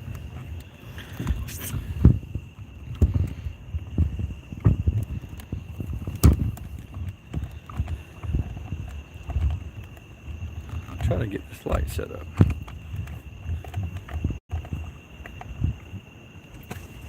There you go. Let's see.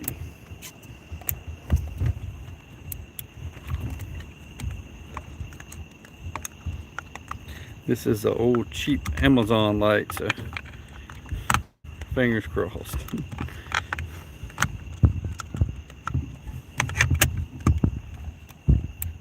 Oh yeah, I'm gonna be blinded right there.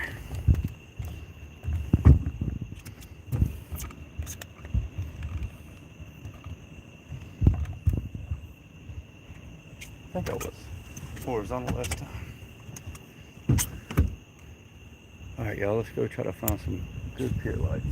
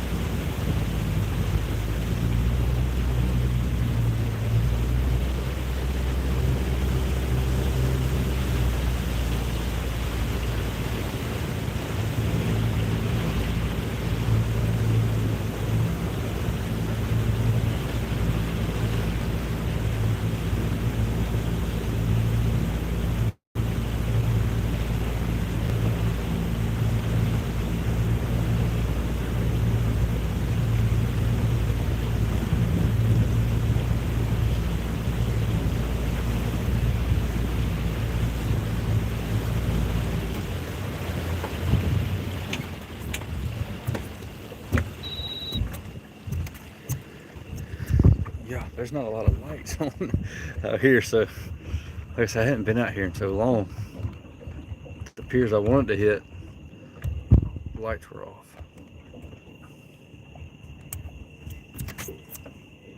And you always got to be aware, like, when you're riding at night, if you're not familiar with that, being on the water in a boat is totally different at night.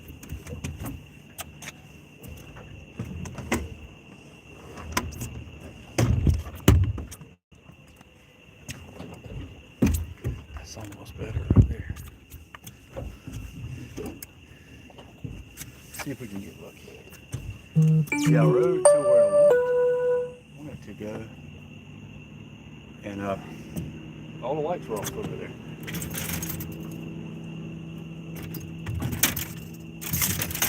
We'll make the most of it.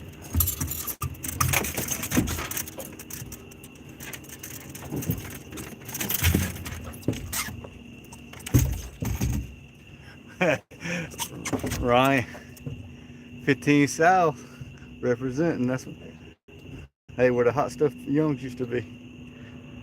Caught 2 peanuts out here. Y'all's crop needs some rain, I'll tell you that. Needs rain bad this week.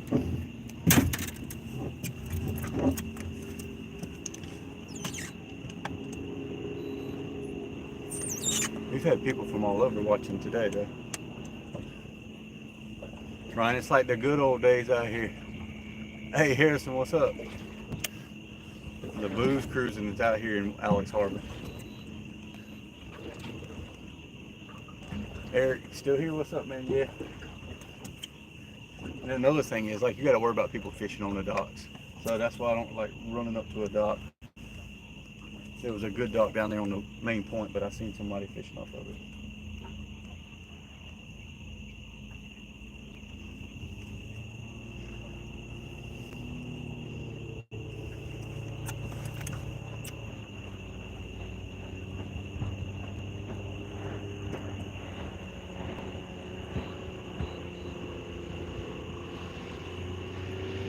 Freaking boats on. Y'all would think it's like midday out here right now.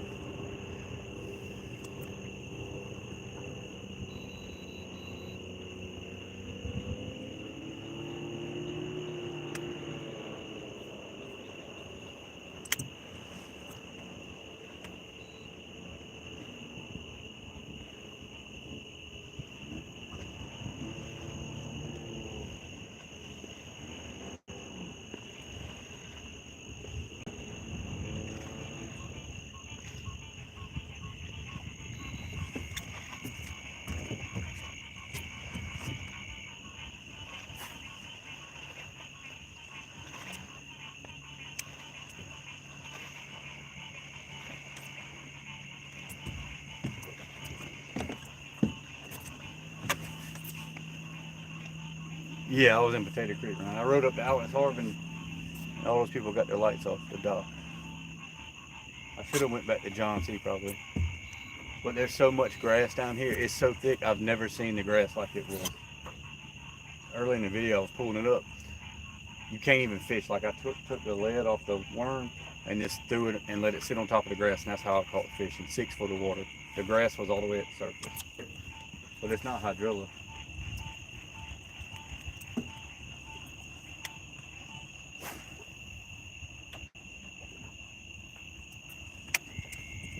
Knocked on the door before I threw that one here, put it on the pier.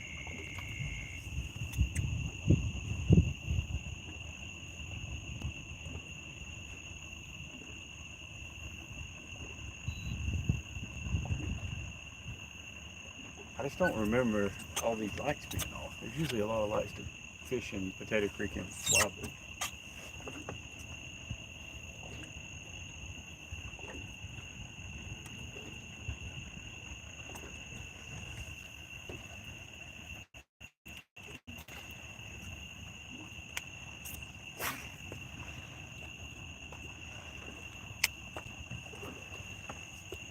Philip called me today. Ryan's still on here. Told him I need to film a coon hunt on the YouTube since his dog's in first place.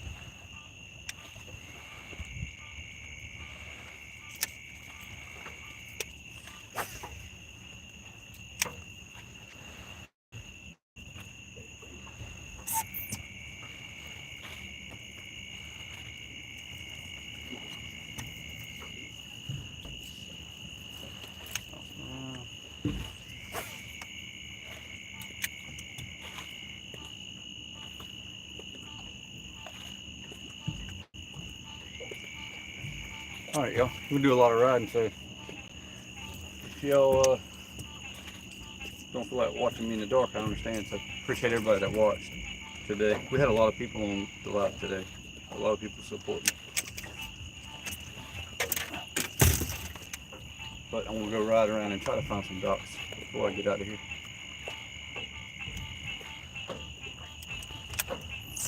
Ryan, I'll talk later about the club.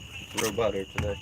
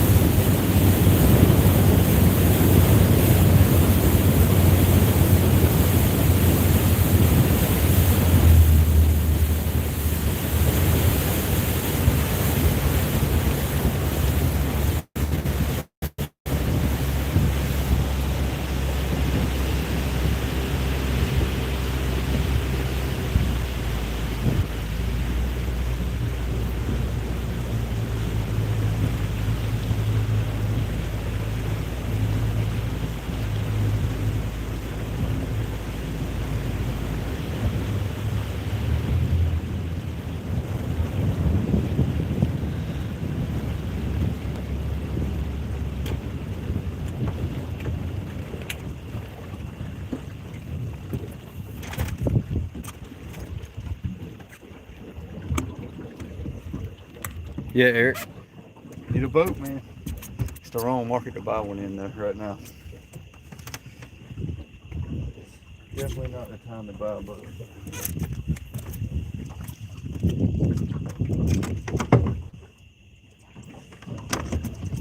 I think in the next few weeks I'm gonna try like a catfishing video. Where I can just set up the lights, just set up in the river, put like 4 rods out, maybe put like a bell or something on.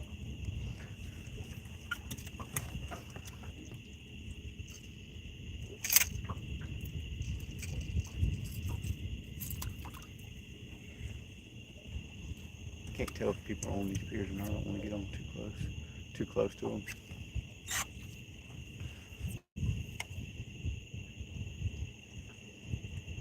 Should have did the whole video horizontal too. I'll do that next time.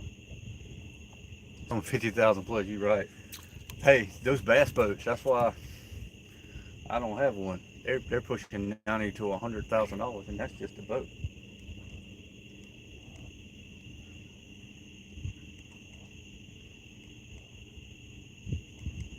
Still can't tell somebody's on that pier. I have to go around it. Oh, thanks, Natalie. Hey, you've been supporting all day too. I appreciate it. It's a lot of people. We had a lot of people watching today. I can see the number bouncing in and out, and I know most people just kind of check in. I don't expect anybody to watch the video the whole way, but if you do, I appreciate it. I wish we had some lights on that pier. I think it's about 7 foot of water. I'm gonna ride back to Alex Harbin though.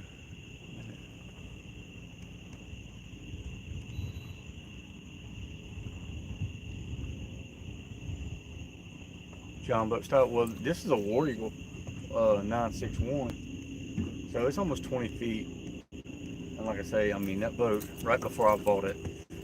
I mean right after I bought it, these boat prices jumped up. I just got lucky, and I got locked in on that low interest rate at the time.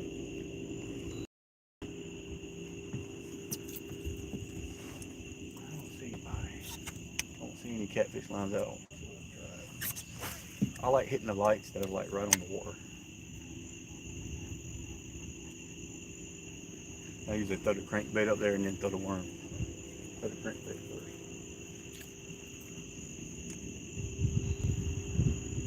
And if you get too close, you gotta kind of stay off the dock. If you get too close, spook them, just like sight fishing.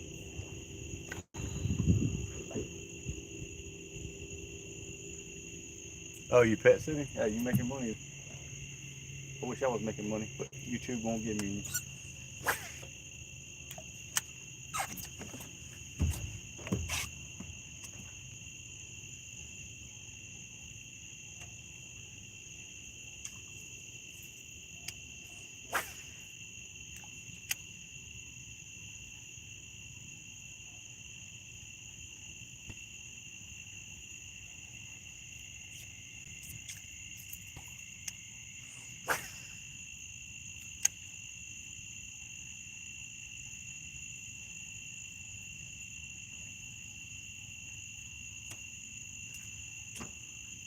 See a lot of bait around this. Like last week around those docks, you could see there were minnows and brim and bait fish, and you could see the bass. They may all be in the grass. There's so much grass out there.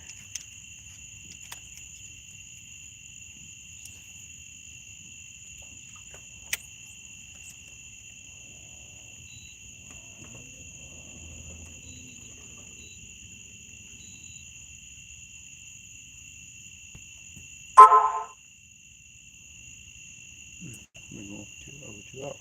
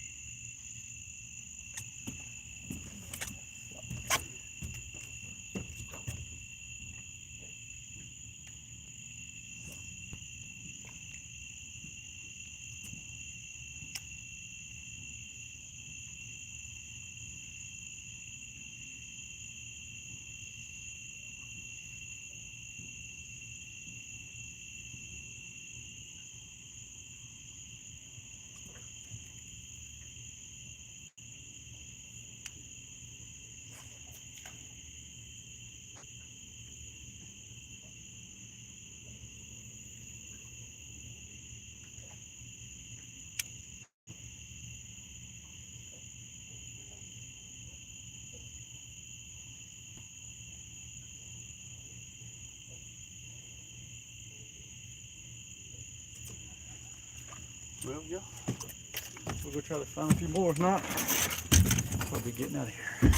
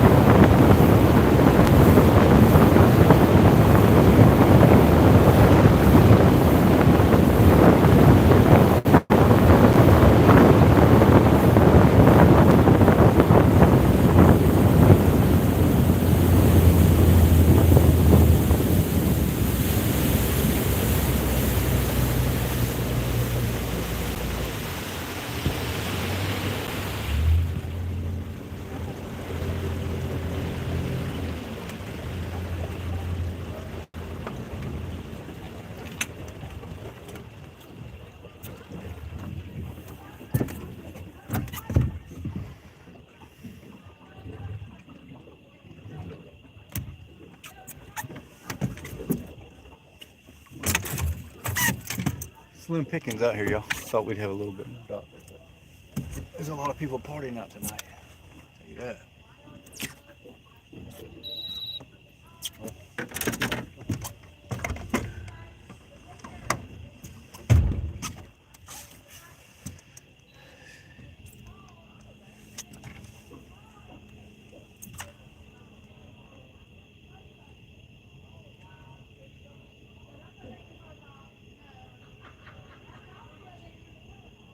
Hey Nana, thanks for tuning in for most of the afternoon. I appreciate it, supporting my channel. But like I say, I try to go every Friday. It's usually around 7. So if you're bored and you need somebody to watch that can't catch a fish, just tune in.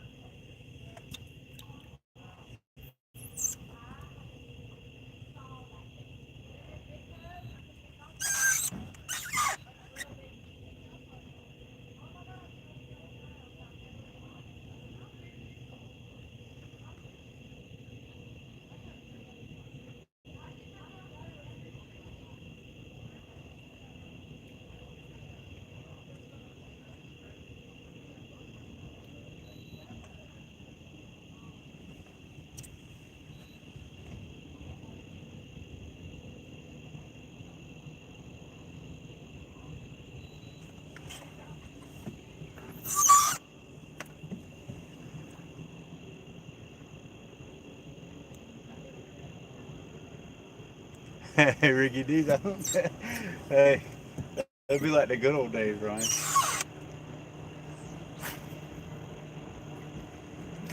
I think I'm a little bit too old to be hitting up the White Oak Sandbar now, almost 40 years old. They got a party going on Green Island though, Ryan. A little campsite there, something you would love.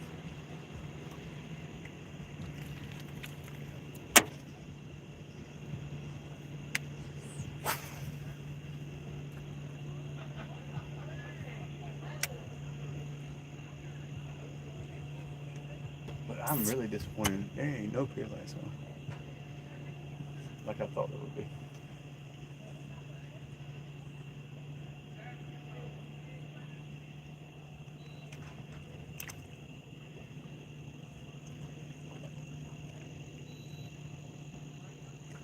We're supposed to have a night tournament coming up. I definitely won't be coming here. I think we're going to try for the next full moon.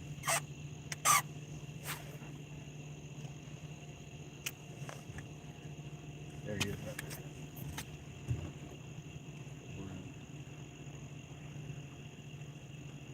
there. Fish, you nailed it.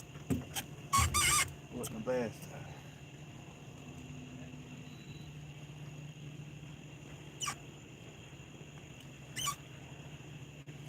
Was about to get the hook set.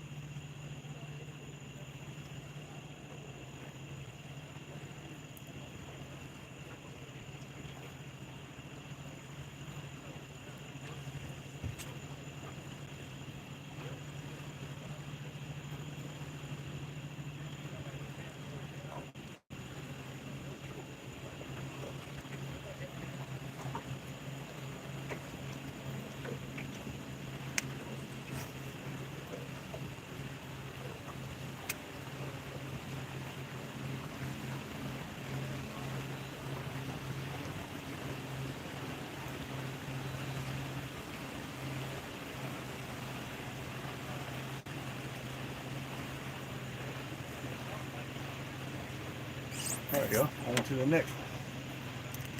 No Ricky D's tonight.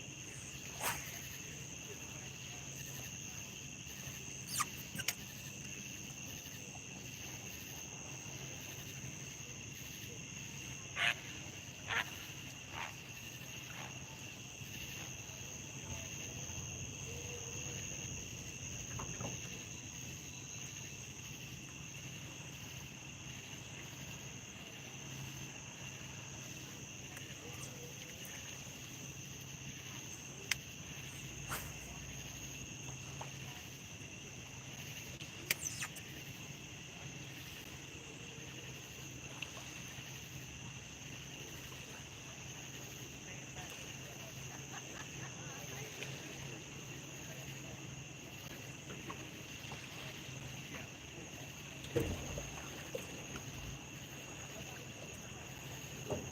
a goldfish. No bass.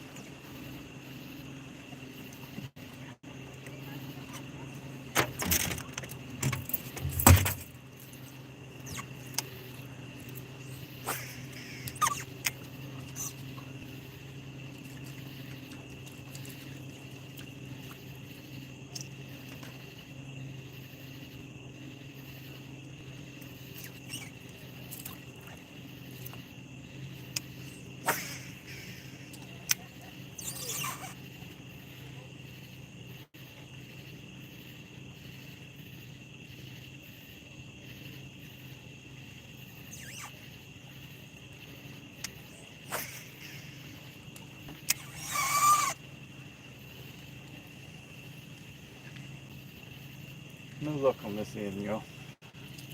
I'm gonna feel like you know. He should have stayed in the grass.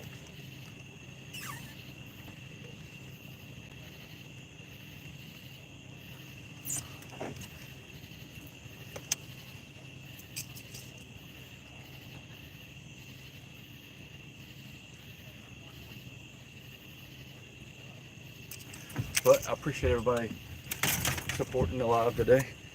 Everybody that's in and out, and probably around 7 o'clock every Friday we try to go live. So catch y'all next week.